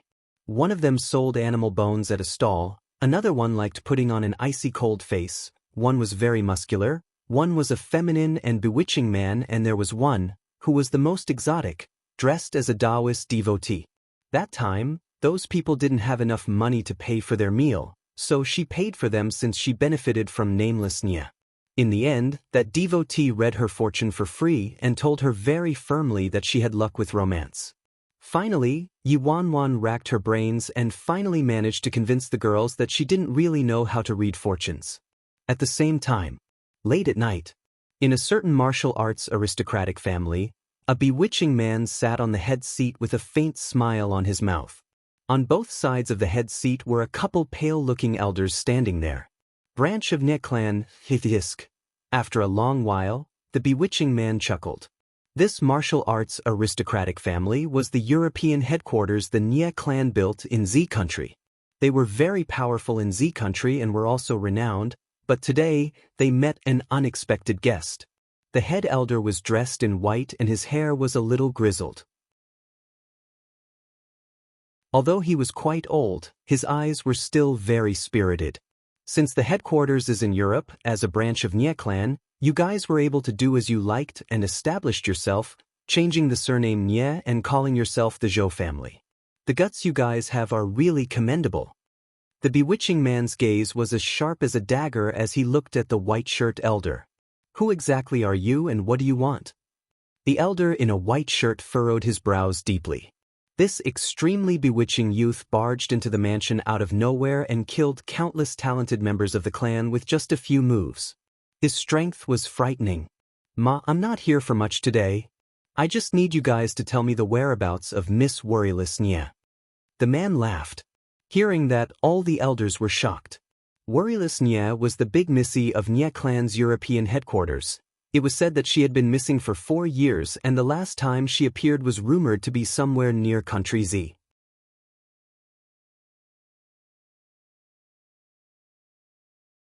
Chapter 596. Where is my younger sister? Bro, we have no idea where Worryless Nia is and have never seen Nie clan's Worryless Nia before. We don't even have any clue what she looks like. I guess you're at a wrong place, said the elder in white. At that moment, The bewitching man's smile froze on his face and his expression darkened. So you guys aren't telling, huh? We really haven't seen Worryless Nye before, the elder in white exclaimed. Since this is the case, there's no need to keep all of you traitors here anymore. The bewitching man stood up slowly. His eyes were filled with fury. H&E. The elder in white bellowed in anger. How is it your business whether or not we're traitors of the Nye clan? You're on your own here. What do you think you can do, huh? The moment he said that, a couple well-trained powerful men stepped forward suddenly and surrounded the bewitching man. I don't care where you came from. I will make sure you won't return today and die right here. The elder's eyes turned frosty. But when he said that, a cold, flashing dagger slipped out of the sleeves of the bewitching man. Almost in an instant, the powerful men surrounding him immediately retreated and their necks were cut open by the sharp dagger. Fresh red blood sprayed all over, staining the floor with a devilish color. What? The elder in white was in shock. While he was speaking, the bewitching man was already right in front of him and had an arm on his shoulder. Who the hell are you? The elder in white was furious. You can call me Spray of Flowers, the bewitching man chuckled. Spray of flowers. The elder's eyes instantly constricted as he stared at the bewitching man before him in disbelief. Your spray of flowers? He was called the Spray of Flowers because just like the Rose of Death, this spray of flowers was just as terrifying. Similar to the Rose of Death, the Spray of Flowers had disappeared for a long time. There were many rumors saying that the Spray of Flowers was already dead. Why would such a person appear in Country Z all of a sudden and see them? Since you don't know the whereabouts of Worryless Nye, you should just disappear once and for all. The Spray of Flowers revealed a menacing grin. The moment he said that, there were a couple footsteps and 4 men slowly strode into the hall of the ancient clan. Great Captain, you're here. Seeing Nameless Nye, his bloodthirsty and icy gaze disappeared and he became starry-eyed. The Spray of Flowers no longer cared about the elder in white and looked as if he wanted to pounce into the arms of Nameless Nye. Get lost, Nameless Nye growled. Hubby, the captain is bullying me. Spray of Flowers looked at the beautiful iceberg man next to Nameless Nye with an aggrieved expression. Hubby, say something, just one word is good enough. Spray of Flowers pouted when he saw that the beautiful iceberg man didn't respond to his request. Go away. The beautiful iceberg man swept his gaze over Spray of Flowers and spoke coldly. Spray of Flowers. At this moment, Nameless Nye looked at the elder in white and said plainly, my younger sister was last seen at the borders of Country Z and you traitors were the only ones in the entire country who could control my younger sister, so tell me, where is my younger sister? Who are you? The elder in white was frightened as he sized Nameless Nye up. Nameless Nye. Nameless Nye directly said his own name. Nameless Nye. The elder in white gasped and slumped onto the ground like mud with fear and trepidation in his eyes.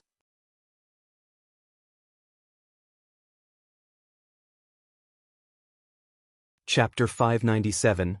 I'll read more fortunes. As long as you hand over Worryless Nye, I'll allow you guys to live on this piece of land. Nameless Nye took a step forward and laughed. I've really never seen Worryless Nye before, and definitely did not imprison her here, the elder in white trembled. Captain, I think this old thing here has no guts to do anything to Worryless Nye anyway. Although they are traitors of the Nye clan, they can't even hide from us, so how could they dare to provoke Worryless? A bewitching youth dressed as a Taoist devotee spoke up. And that makes sense. Nameless Nye nodded. Since this is the case, we don't have to keep this traitor then. Finish him. And no. The elder in white was extremely frightened as he retreated backward. A flashing dagger sliced his throat open in an instant. Seeing that their clan leader was murdered, all the higher-ups in the room were petrified. You guys don't have to be afraid, Nameless Nye said plainly. He's the only traitor of the Nye clan. From today onwards, you guys just need a change of leader and will be allowed to live on. Thank you. The few higher-ups expressed their gratitude. If you guys don't mind, go make some plates of dumplings for us, Nameless Nye said after some thought. The dumplings? The higher-ups looked at each other, perplexed. Captain wants to eat some dumplings. Go and get it done now, the brick mover foreigner ordered. Yes, yes, yes, the higher-ups nodded continuously. Aside from dumplings, get us some good wine and dishes, Spray of Flowers added. No problem at all. A couple higher-ups wiped the sweat off their foreheads and quickly retreated. Not long after, the corpses of the elder in white and the strong men were dragged away and the hall was cleaned. They killed our master. Are we going to just let them off like that?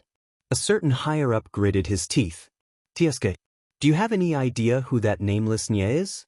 Not to mention Nameless Nye. Do you know those 4 men under him? Your stupidity could completely wipe out our Zhou family. Another higher-up scoffed. Who on earth are they? Someone asked suspiciously. That higher-up trembled slightly and finally he shook his head without giving an explanation, then hurriedly got someone to prepare the dumplings. Nameless Nye sat on the main seat and furrowed his brows. He initially thought this Zhou family would know where his younger sister, Worryless Nye, was. But he didn't expect that it would all be a futile effort. Captain, the Zhou family is quite rich. Why don't we take about 800,000 or 1 million from them? Spray of Flowers laughed. Captain, this pervert is right. You gave us the rule that we're not allowed to use martial arts to earn money. We don't have any other skills and have no clue when we'll be able to find Worryless Nye. So for now, what are we going to eat? What are we going to drink, huh? The bewitching devotee said. So what you guys mean is that you want me to steal with all of you? Nameless Nye's tone was getting icy. Captain, we were just joking. It's beneath us to do such a thing. Robbing from them, why don't we just rely on ourselves to earn that money? Spray of Flowers noticed the iciness in Nameless Nye's eyes and suddenly changed his tone. Right. This stupid pervert is right. I'll work hard next time and read more fortunes for people. We definitely won't go to bed hungry. Captain, don't worry. The bewitching Taoist devotee nodded continuously and gave his guarantee. I'll give you guys a few months' time. If you still can't find Worryless, I'll kill all of you, Nameless Nye warned them coldly.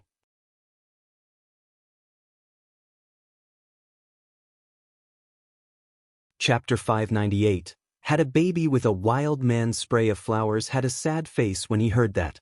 Captain, you're too unfair.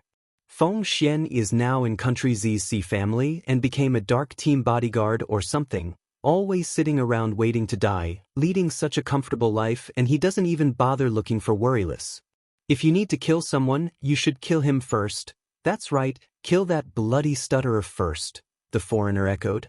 Stop talking nonsense. Nameless Nye sneered. Feng Xian earns the most every month. Otherwise, all of you would have starved to death. He gets paid well. Why don't I apply to be a dark team bodyguard as well? I promise to perform better than that stutterer, the bewitching devotee suggested after some thought. Nameless Nye gave the bewitching devotee side-eye. If you have that energy, go find Worryless. Captain, don't be so worried. Worryless is strong. What kind of danger could she be in? The bewitching devotee smiled. Even though they had never seen Worryless Nye, she had quite a reputation. After all, she's been missing for 4 years, Nameless Nye frowned. Then, it seems like there are only 3 possibilities, the bewitching devotee said in a serious manner.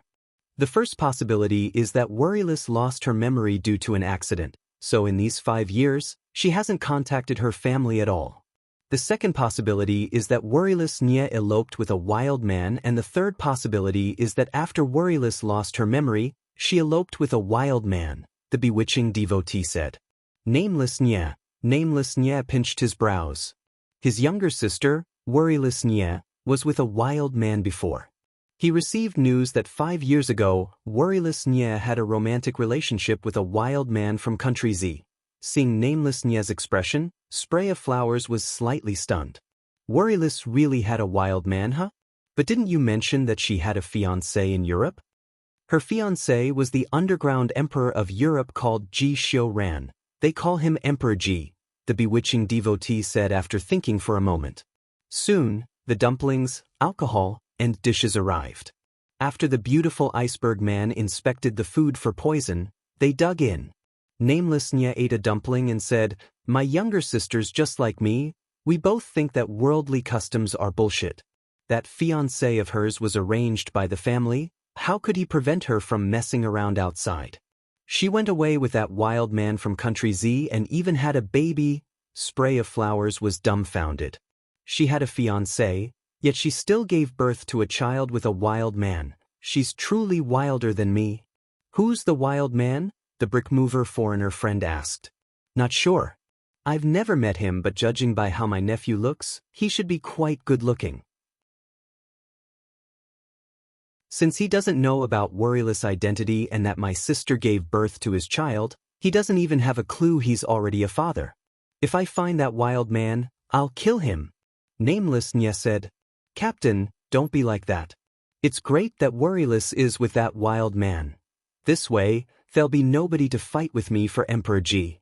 No matter how good-looking that wild man is, I bet he's not better than Emperor G." Spray of Flowers became starry-eyed. "Bloody pervert." The bewitching devotee spat, then turned to Nameless Nya. "Captain, what distinctive features does your sister have?" "I left my family in my teens, so I only met my sister a couple times. I only remember how she looked like when she was 17. Pretty," Nameless Nya said. "Tisk, could she be as pretty as me?" Spray of Flowers was displeased. However, Spray of Flowers was completely ignored. "Oh right, I remember that my sister had a crescent-shaped birthmark on her chest," Nameless Nya added.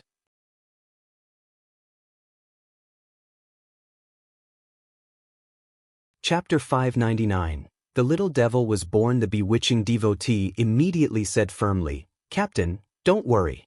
I'll definitely find your sister. With just this birthmark, I would climb a mountain of swords or plunge into a sea of flames. I'll find her regardless of the sacrifices I have to make." Also, Nameless Nya took out an old photo and showed it to them. In the photo, there was a refined-looking girl. However, her eyes were ice-cold, which gave them the goosebumps. "This is my younger sister when she was 17. My sister doesn't have many photos, so I got Emperor G to give me this photo just 3 days ago," Nameless Nya said. "Hold on."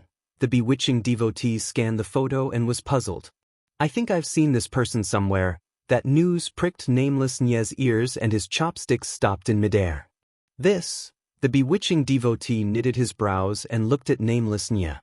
"That time at the food stalls, that famous Yi, you're saying famous Yi is my younger sister?"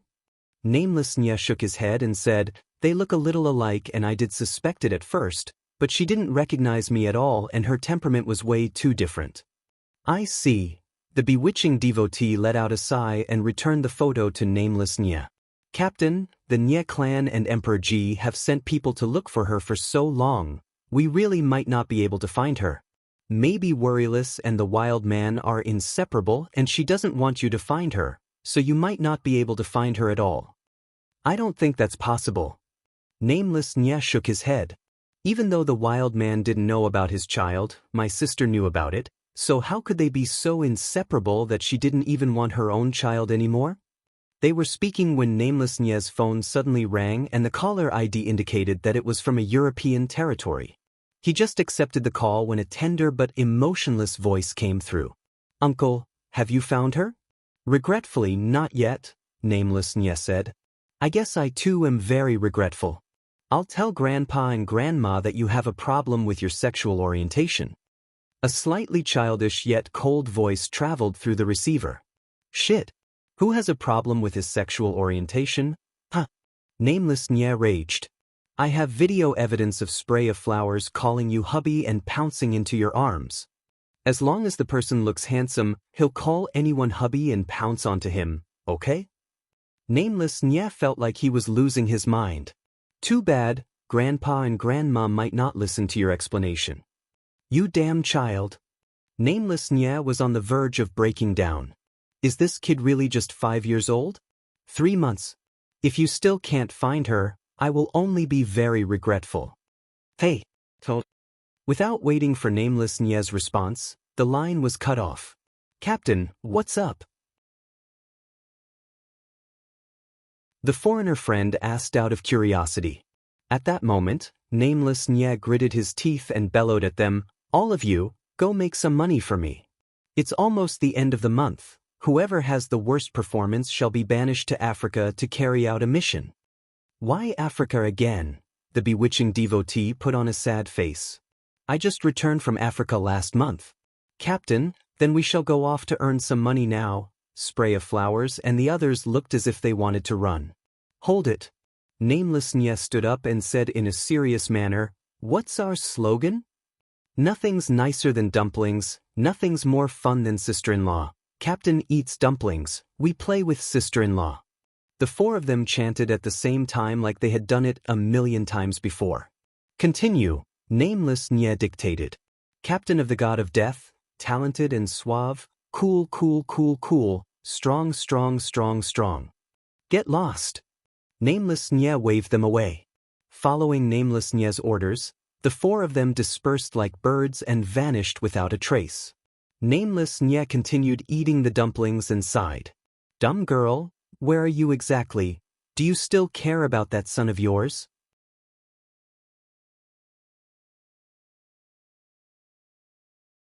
Chapter 600 Went over obediently in the bar. Gong Su's charming face turned ugly when he saw how Yi Wanwan was harassed the entire night. Step aside, step aside. Yi is mine exclusively, so even if she knew how to read fortunes, she can only read mine." Gong Su was upset and he pulled Yi Wanwan over to sit next to him. Yi Wanwan was finally able to get some peace, all thanks to Gong Su. After she sat down, Yi Wanwan turned to Han Xianyu and asked helplessly, "What exactly did Xinjie say about me?" Han Xianyu replied helplessly as well, "Lately, she's been telling everyone she meets that a formidable expert predicted she would get the Golden Orchid Award this year for sure." Yi Wanwan sighed like she was having a migraine. As she spoke to Han Xianyu, excited chatter came from the other side. All she saw was a male artist dressed very fashionably who dazzled everybody as he walked in. Many artists stepped forward to ask about his outfit. Yi Wanwan stared at that avant-garde male artist and muttered, "That artist in the middle is?" Han Xianyu glanced at her. "What's up? Interested? He's a newbie at Assembly of Stars Entertainment and already has a manager." Assembly of Stars Entertainment? Hearing those four words, Yi Wanwan's face darkened. Assembly of Stars was the company operated by Shen Mengqi's family. Han Xianyu explained, Ever since the stylist He Jun Cheng joined Assembly of Stars Entertainment, their newbies started looking pretty stylish and are widely known for their fashion-forward style of dress. Most importantly, each of the newbies has their own style.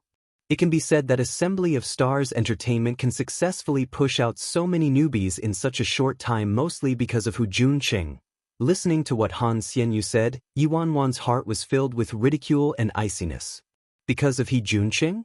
Ever since her brother, Yi Mu Fan, was tricked by Shen Mengqi to go over to Assembly of Stars Entertainment, all the newbies were actually styled by him. It was just that under Shen Mengqi's flowery persuasion, all the credit and status went to Assembly of Stars Entertainment's head stylist, He Junqing. Shen Mengqi's reasoning was that Yi Mu Fan's family was now pretty much being shut out by Yi Group after all. Shen Mengqi told her brother that if he was too high-profile, Yi Group would find trouble for the Shen family, so she made her brother hide behind the scenes while Hu Junqing claimed all the credit for Yi Mu Fan's efforts. People in love really had a negative IQ score. She really had to hand it to her brother for believing Shen Mengqi without any complaints or regrets. He slaved so hard for Assembly of Stars Entertainment and had all the troublesome things pushed onto him. Once his value was squeezed dry, Shen Mengqi simply kicked him away. When Han Xianyu saw Yi Wanwan's change of expression, he immediately placed his glass down and asked, "What's wrong? You don't look too good." Yi Wanwan shook her head. "Nothing." Got angered by a fool. Han Xianyu looked at her, worried. He reached out and touched her forehead. "Are you sure?" Yi Wanwan smiled and reassured him, "Really, I'm fine, don't worry." Gong Su, who was sitting next to Yi Wanwan, dragged her back with so much effort, but in the end, she kept talking to Han Xianyu which caused Gong Su to be quite upset. As she spoke, She noticed that Luo Chen was sitting in the corner all alone the whole time and didn't even mingle with anyone. She let out a sigh and called out to him, "Luo Chen, come over and take a seat here." Luo Chen's eyes lit up the moment Yi Wanwan called him, and he obediently went over.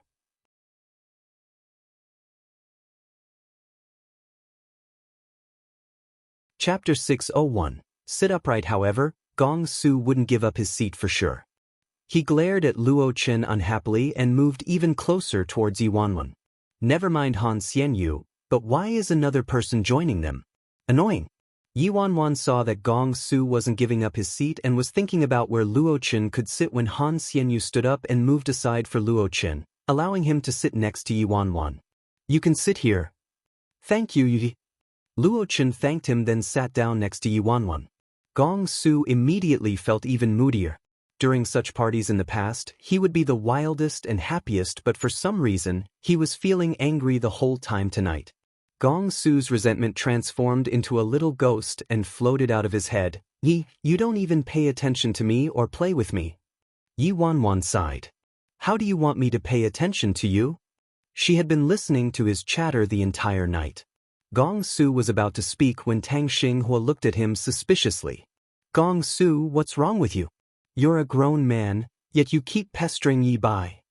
It was as if Gong Su didn't mind Tang Xinghua's ridicule. He glued himself onto Yi Wanwan's shoulder. "I just like Yi Ji. I like to talk to him. So what?" Yi Bai was different from those bootlicking managers he used to have. His nonchalant mannerisms were simply too cool, and he really liked the way Yi Bai disciplined him sternly. Actually, even if it wasn't for little Candied Plum, he quite liked Yi Bai as a person.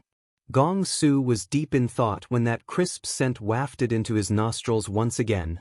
Why does he smell so good and feel so soft? Gong Su wanted to get closer to Yi Wanwan subconsciously but was pushed away by her. "Sit upright. This fella just stuck himself to me for no reason. He's really a big headache." Oh, Gong Su looked like he just got his heart broken. Tang Xinghua saw how Gong Su was acting like an obedient baby, and it simply stung his eyes. He couldn't bear to witness this, so he looked away. Why do I find that Gong Su's attitude towards Yi Bai is a little weird? After Yi Wanwan stuck around for a while longer, she bid farewell and left. "Why are you going home so early?" Gong Su whined unhappily. Yi Wanwan used the 10,000-year-old excuse, "My girlfriend doesn't want to go to bed alone." Girlfriend again?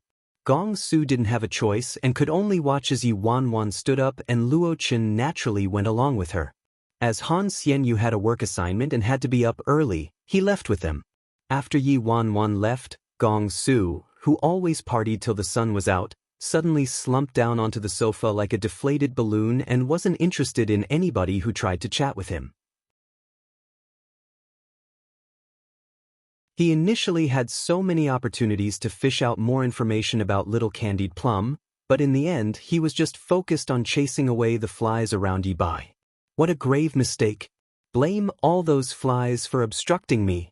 That's right, this must be the reason. Tang Xinghua was curious the whole time, and when he saw that Yi Bai left, he quickly went over to fish out some juicy gossip. "Gong Su, what exactly is going on with you, huh?"